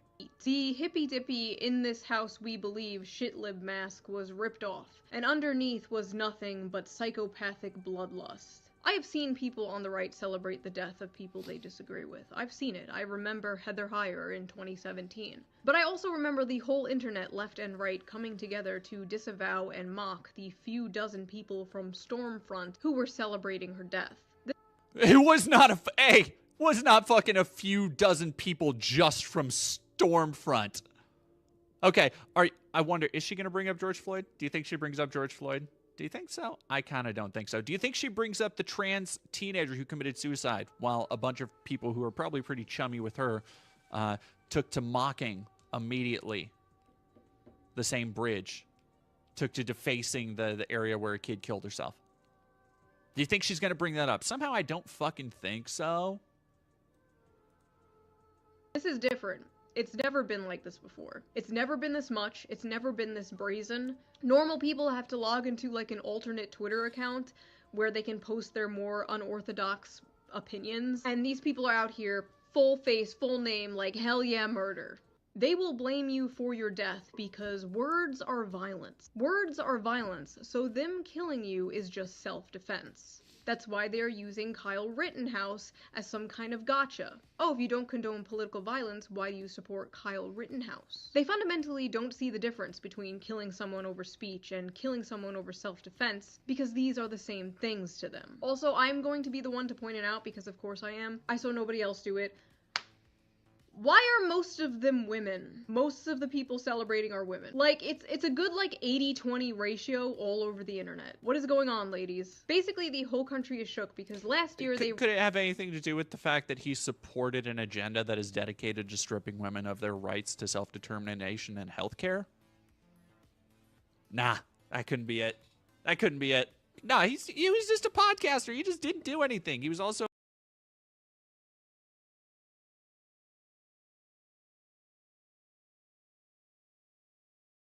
Finds a good time, brilliantly handled. Rubinho in the 1v1 and Happyway on the other side. He doesn't need to overdo it. This divide still marvelous for them.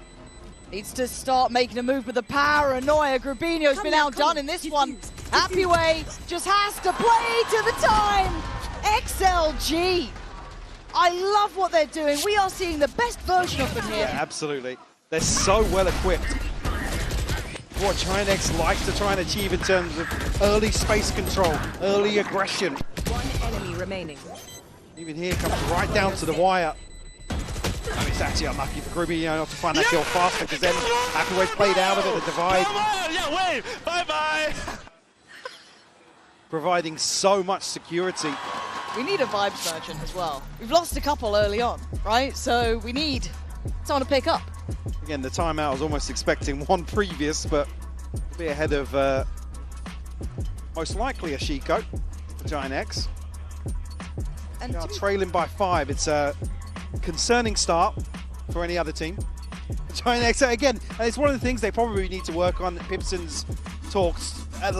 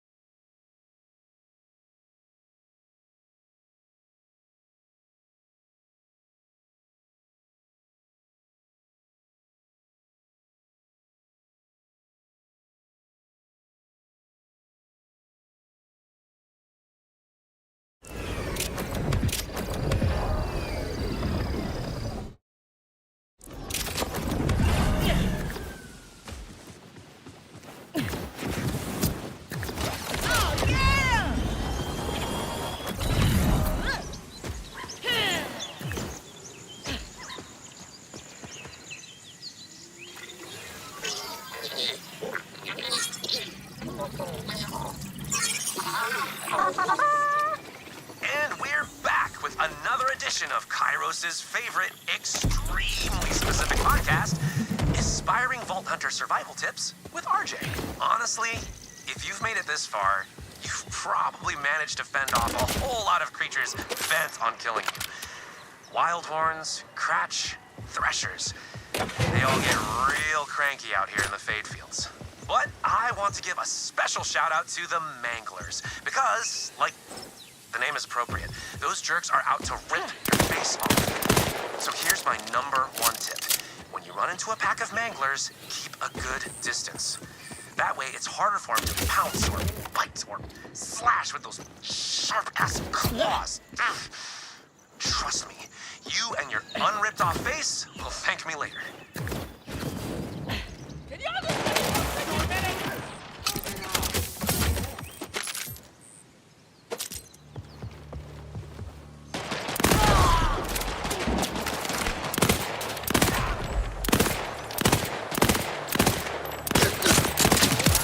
Can't get taken out by a punk.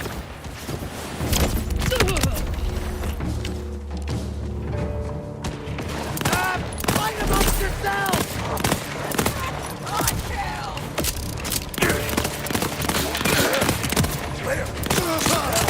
Explosivo!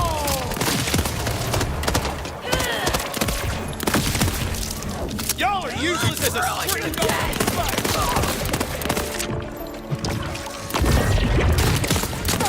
As expected, I'm the last one standing.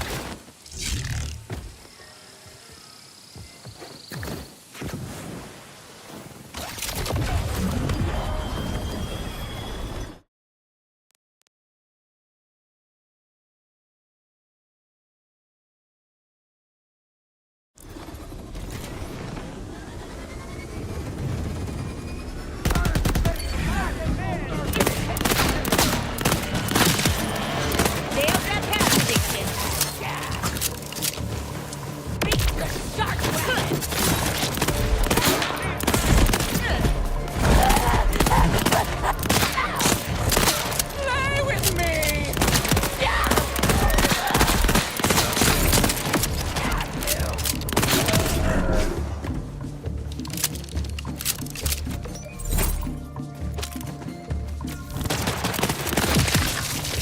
I'll piss in your tooth garden.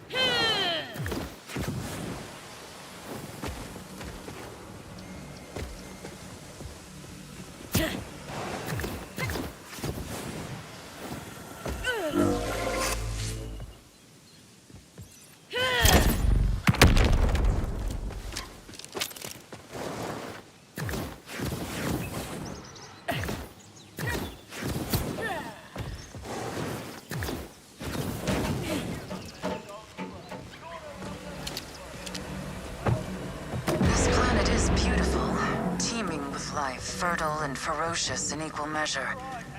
but it is also empty of any human presence. I've shouted from hilltops, lit signal fires, left messages in every language I know on every high place I passed. Nothing. If this planet is a prison, it's sorely lacking in prisoners.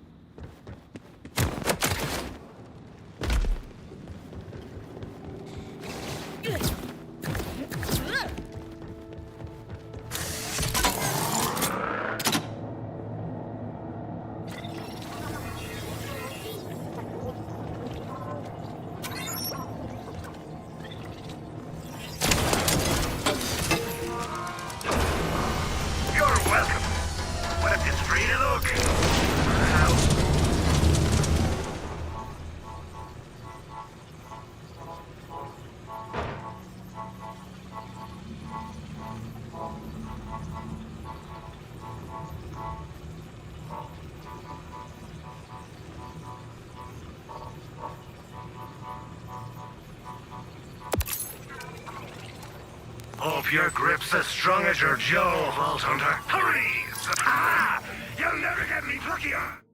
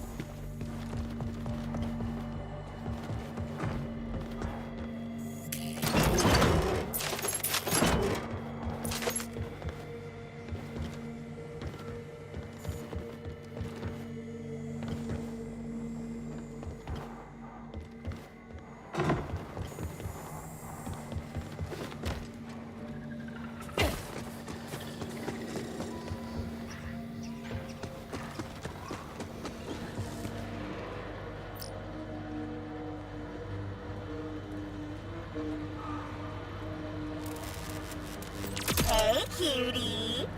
Can you help a gal with a dirty deed? Yes. Hello there. Talking toilet. How can I help? OMG, thank you, thank you, thank you, thank you, thank you. You're such a sweetie for helping out. Now kill everybody in this butthole of a town because I'm sick of their asses. I mean, do they deserve to die? Help me out. Folks around here seem pretty chill. Oh, sure, they seem great now. But I promise a few hours after mealtime, it's a different story. These sucky idiots use me in unspeakable ways. Talk to their leader, you'll see how twisted he is.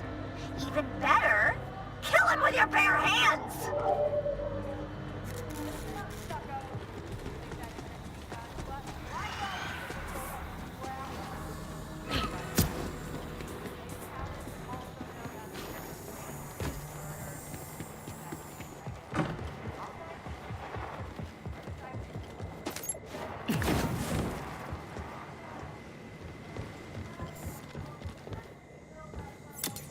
Hi. Would you be the leader of this village? I sure as heck fire am. What can I do for you, friend? Your toilet is making some graphically violent demands. Ah, Genevieve. Yeah, a few years back, the sky clapped thunder and that there porcelain princess came hurtling down smack into our town. God sent, so we thought. Ha! She ain't been nothing but a curse. Not the toilet you were looking for? The things that toilet said about our undersides. It'd turn your gut. We've become real clenchers in this town, if you catch my drift. If you could find her a new home, we'd be right grateful.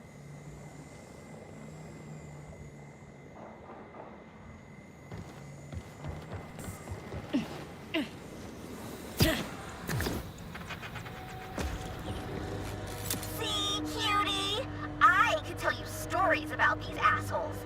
And the townsfolk, too. The feeling's mutual, Murder Toilet. They want you gone, too. Great! Don't forget to lift with your back when you pick me up, cutie! No way. This is a job for someone else. Wait. Of course! The clap signal!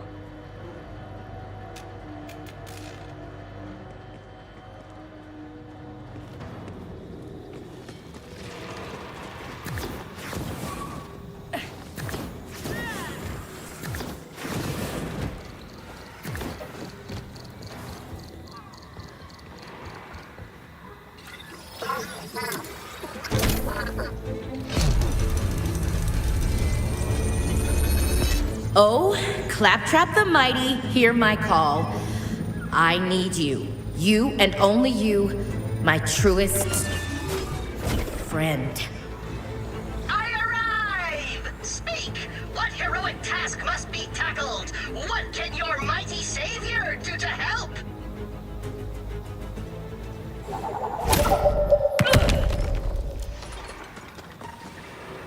A problem with your name on it. Follow me. So, you brought me all the way out here to deal with a toilet? You picked the right robot, rookie!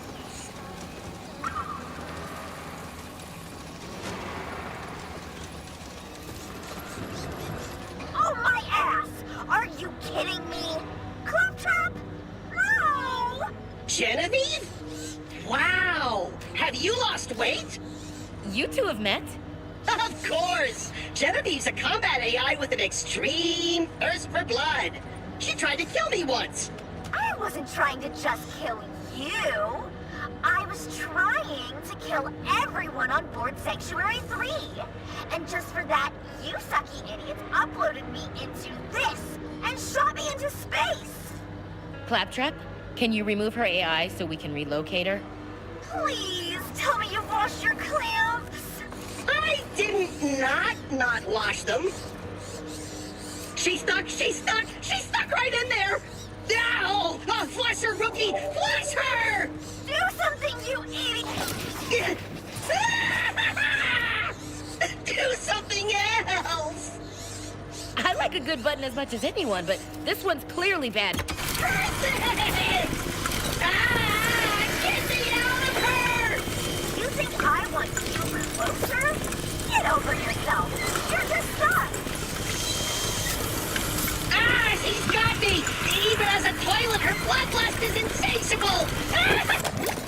that got intense. You okay, Clappy? I think so. Genevieve and I are integrated now, Rookie. She's inside me. How you feeling, Jen? How am I feeling? How am I feeling? How about I show you? Ow! Ow! Hey! Knock that off! Ow! Let me out, you suck bucket! Quick! Find me a new device to put her into! Ow! Your clamps are cold, you sucky toaster! So, you're not feeling the chemistry? Yeah, this could work.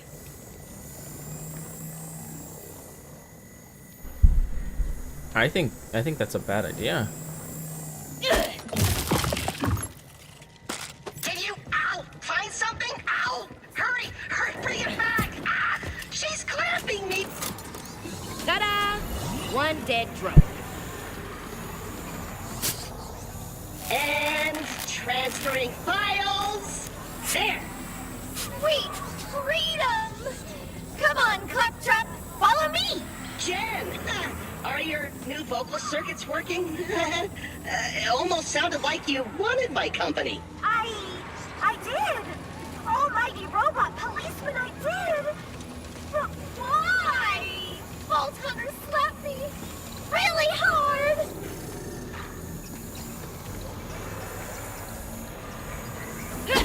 Yes. Thanks, cutie. I thought that was right. So weird. Or For a maybe. second I felt attracted to Claptrap. It was his gorgeous blocky body, his sensuously screeching voice. You gotta help me, Vault Hunter. I can't live like this. Oh, how our code souls intermingled when you were inside me. Yes. But I thought that was right. Or There's maybe. no cure for claptrap fever, baby. But if you want a clean install, there's an order base nearby that has just what we need. Great idea, Clappy. Yes.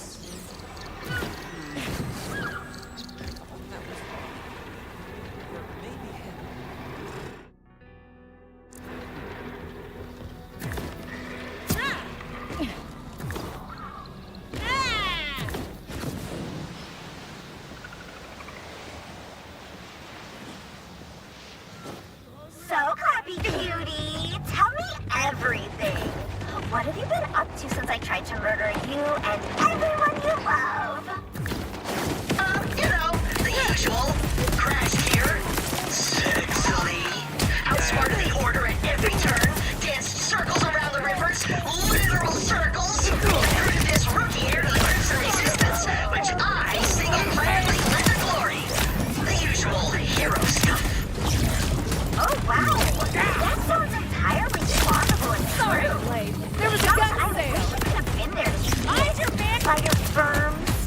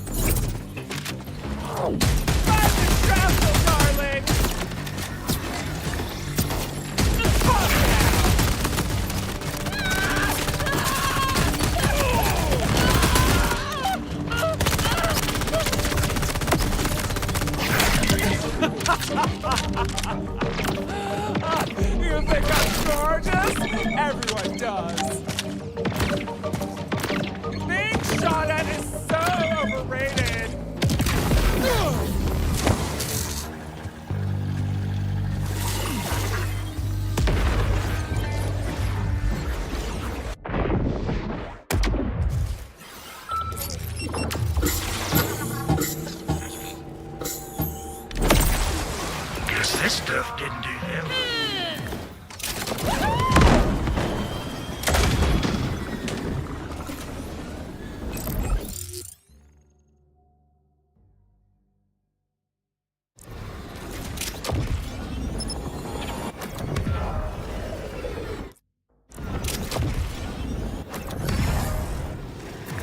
Are we running or gunning today?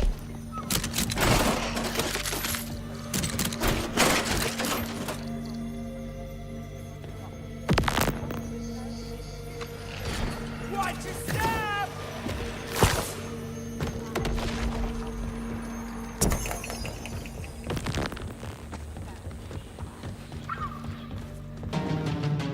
What's more fun than safe cracking? Literally nothing.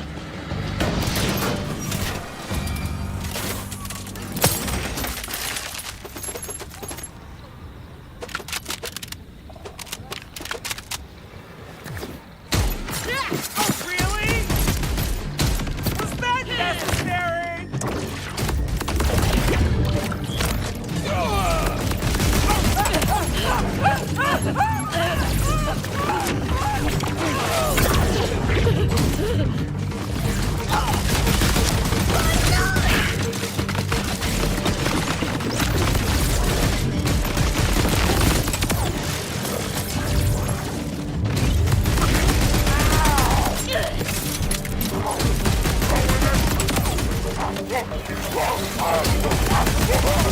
Southbound!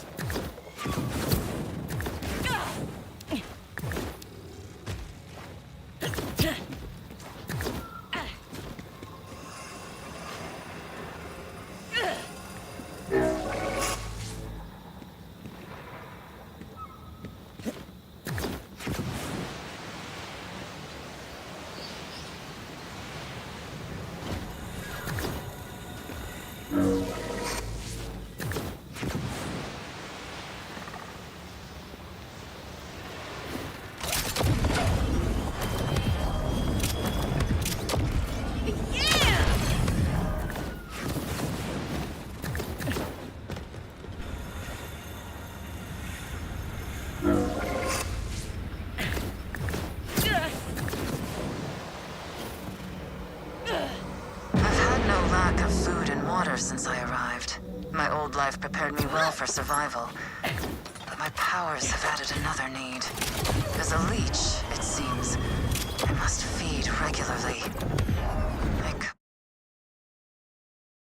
coaxed a small animal out from the hollow knot of a tree. A forager, like me.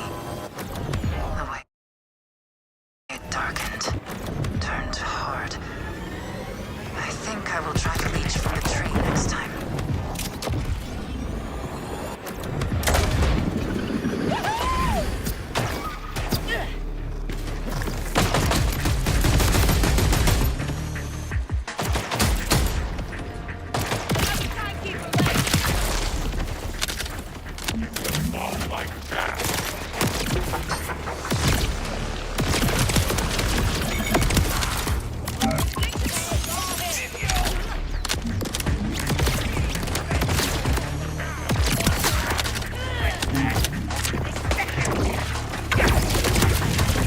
I'll save a bullet for whoever comes to avenge me.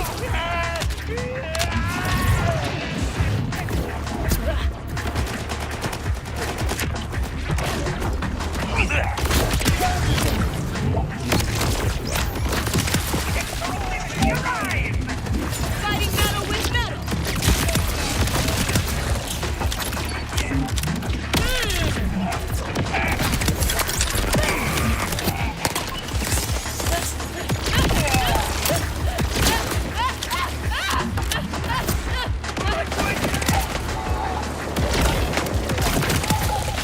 Guess I don't know my own strength.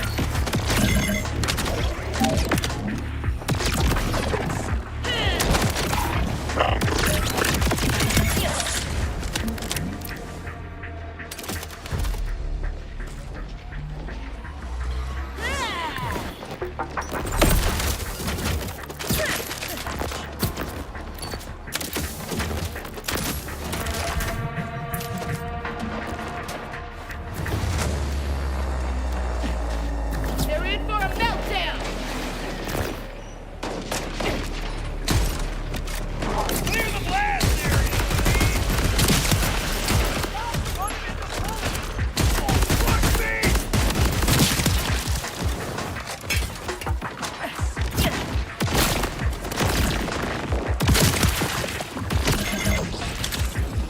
Don't waste my time there.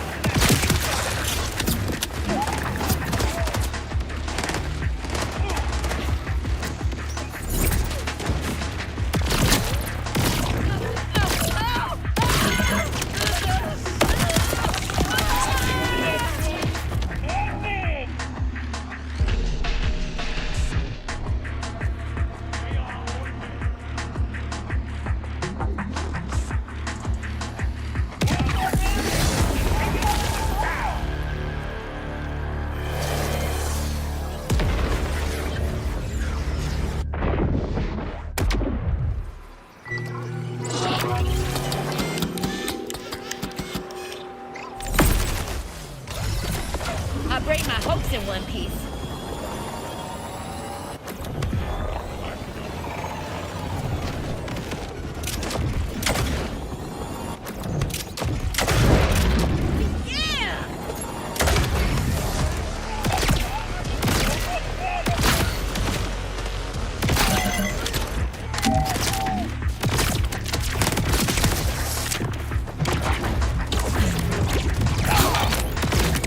This calls for disorderly conduct!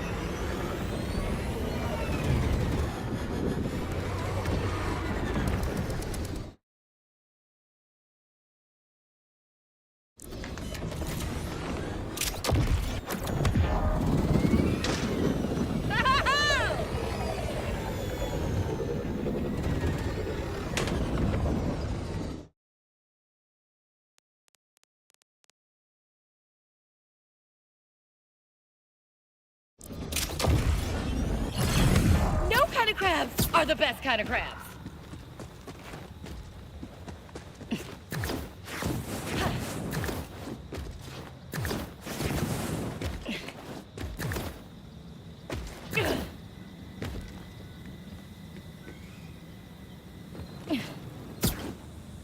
Chances are low they'll negotiate.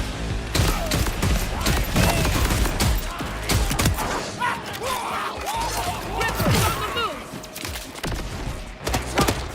Jump!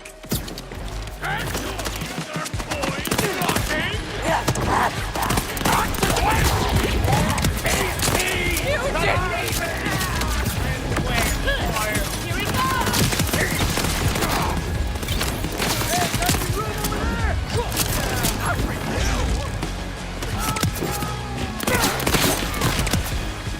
With me, force always means fun. Yeah!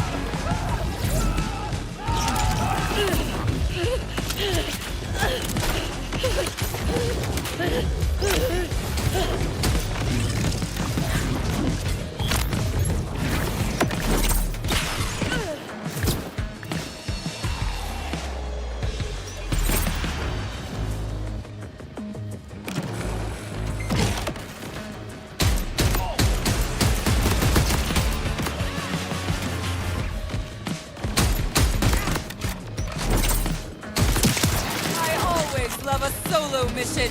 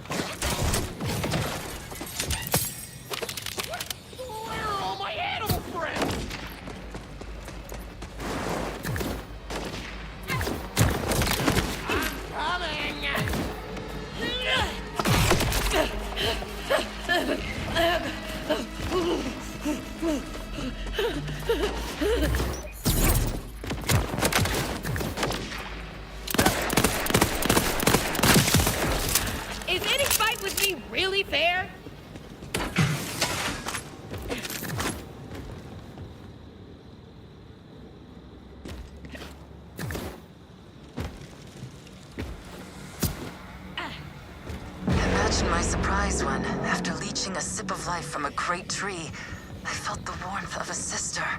Another siren. One who had touched the very same tree, who had fed on the same life. But I'm here now, with the power that was hers. Which means she's gone. I have no doubt this world was her grave.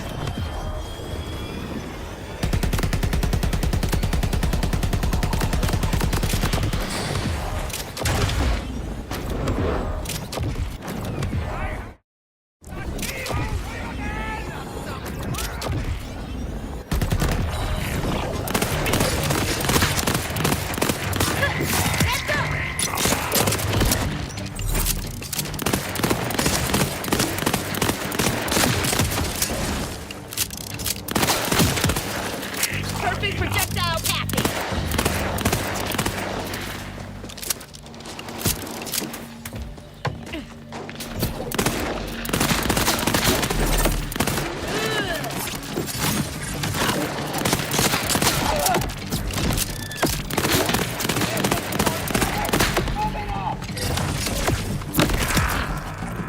All that battery life just to be battered for life.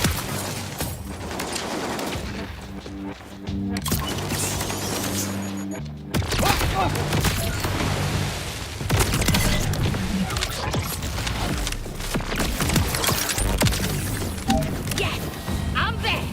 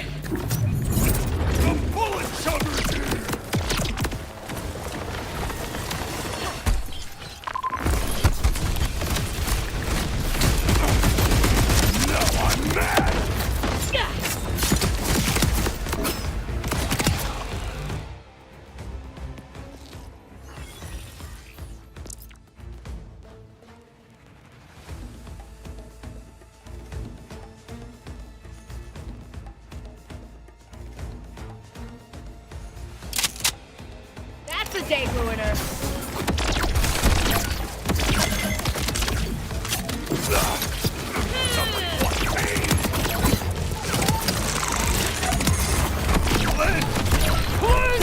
The death will get in! Meet your maker!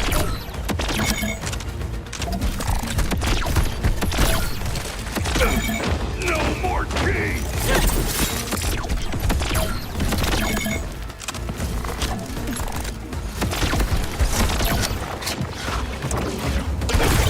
Oh, they died.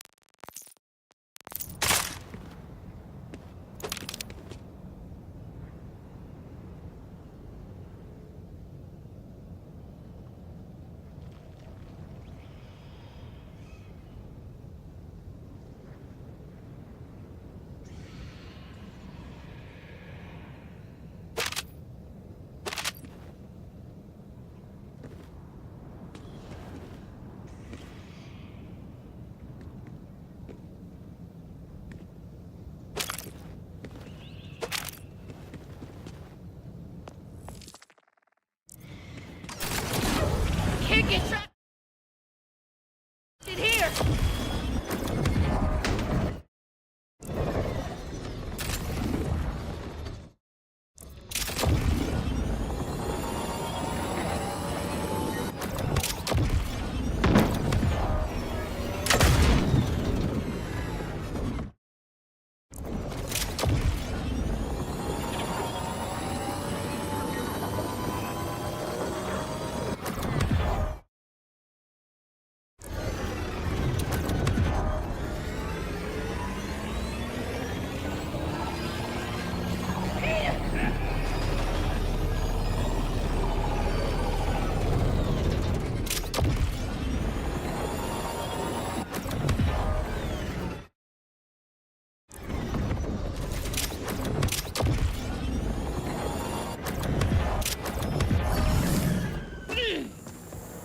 Let me see if I have this straight for our viewers. Your plan is to launch yourself into the stratosphere to do what exactly? Hey, you, ratings bait. Are you here to help this so-called Vault Gatherer launch I can't even believe I'm saying this, but Penelope Streams is here on the scene with another comically misnamed Vault Gatherer. And this one's plan is somehow even less sane than the last. Obvious lunatic. Please elaborate. All I need is a little toot-toot from this baby here, and pow! I'm sky high and scoping out every vault around. By the way, shout out to my VG bros. Can't wait to hear how the hunt for the legendary vending machine is going. I bet you're killing it. And you, eclectically attired sociopath, will you aid this disturbed individual in his explosive cry for help? Wasn't on my schedule, but I do like cannons. Yes! This is the best day ever! I knew I'd pick the right weird cult to join! I'll probably need only one charge before you fire, maybe two. Just eyeball it, okay? But don't overload the cannon. I want to return it later, and scorch marks will be a dead giveaway that I used it. At least this part of the cannon seems functional. We're at charge level 1, viewers. I don't know what that means. Is that really enough? It's not like I built this cannon.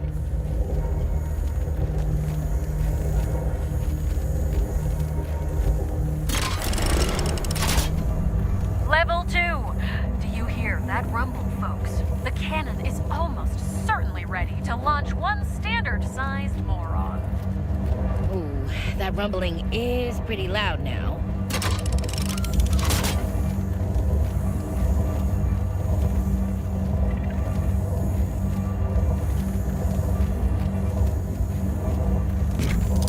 It seems we are a go for launch, viewers. This can end several ways, most of them messy. Stay tuned. Oh man, oh man! Let's hope for the best.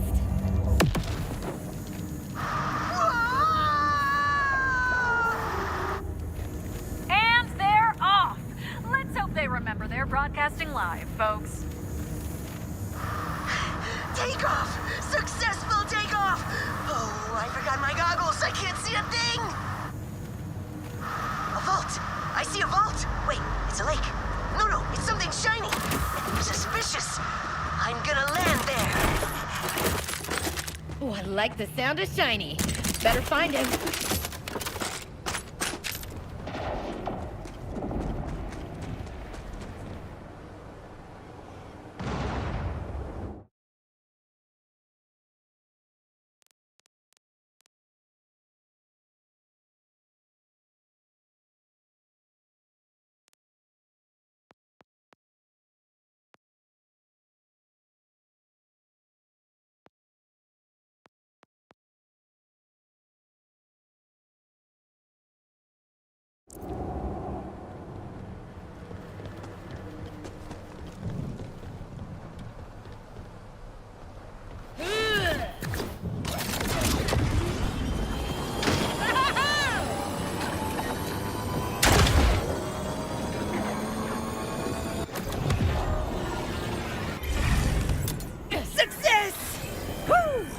I'd call this a mini vault. And as my biggest supporter, you should help yourself. A shocking end to a strange episode as the Vault Gatherer survives. I believe I speak for all our viewers when I say, how disappointing. Penelope Streets, signing off.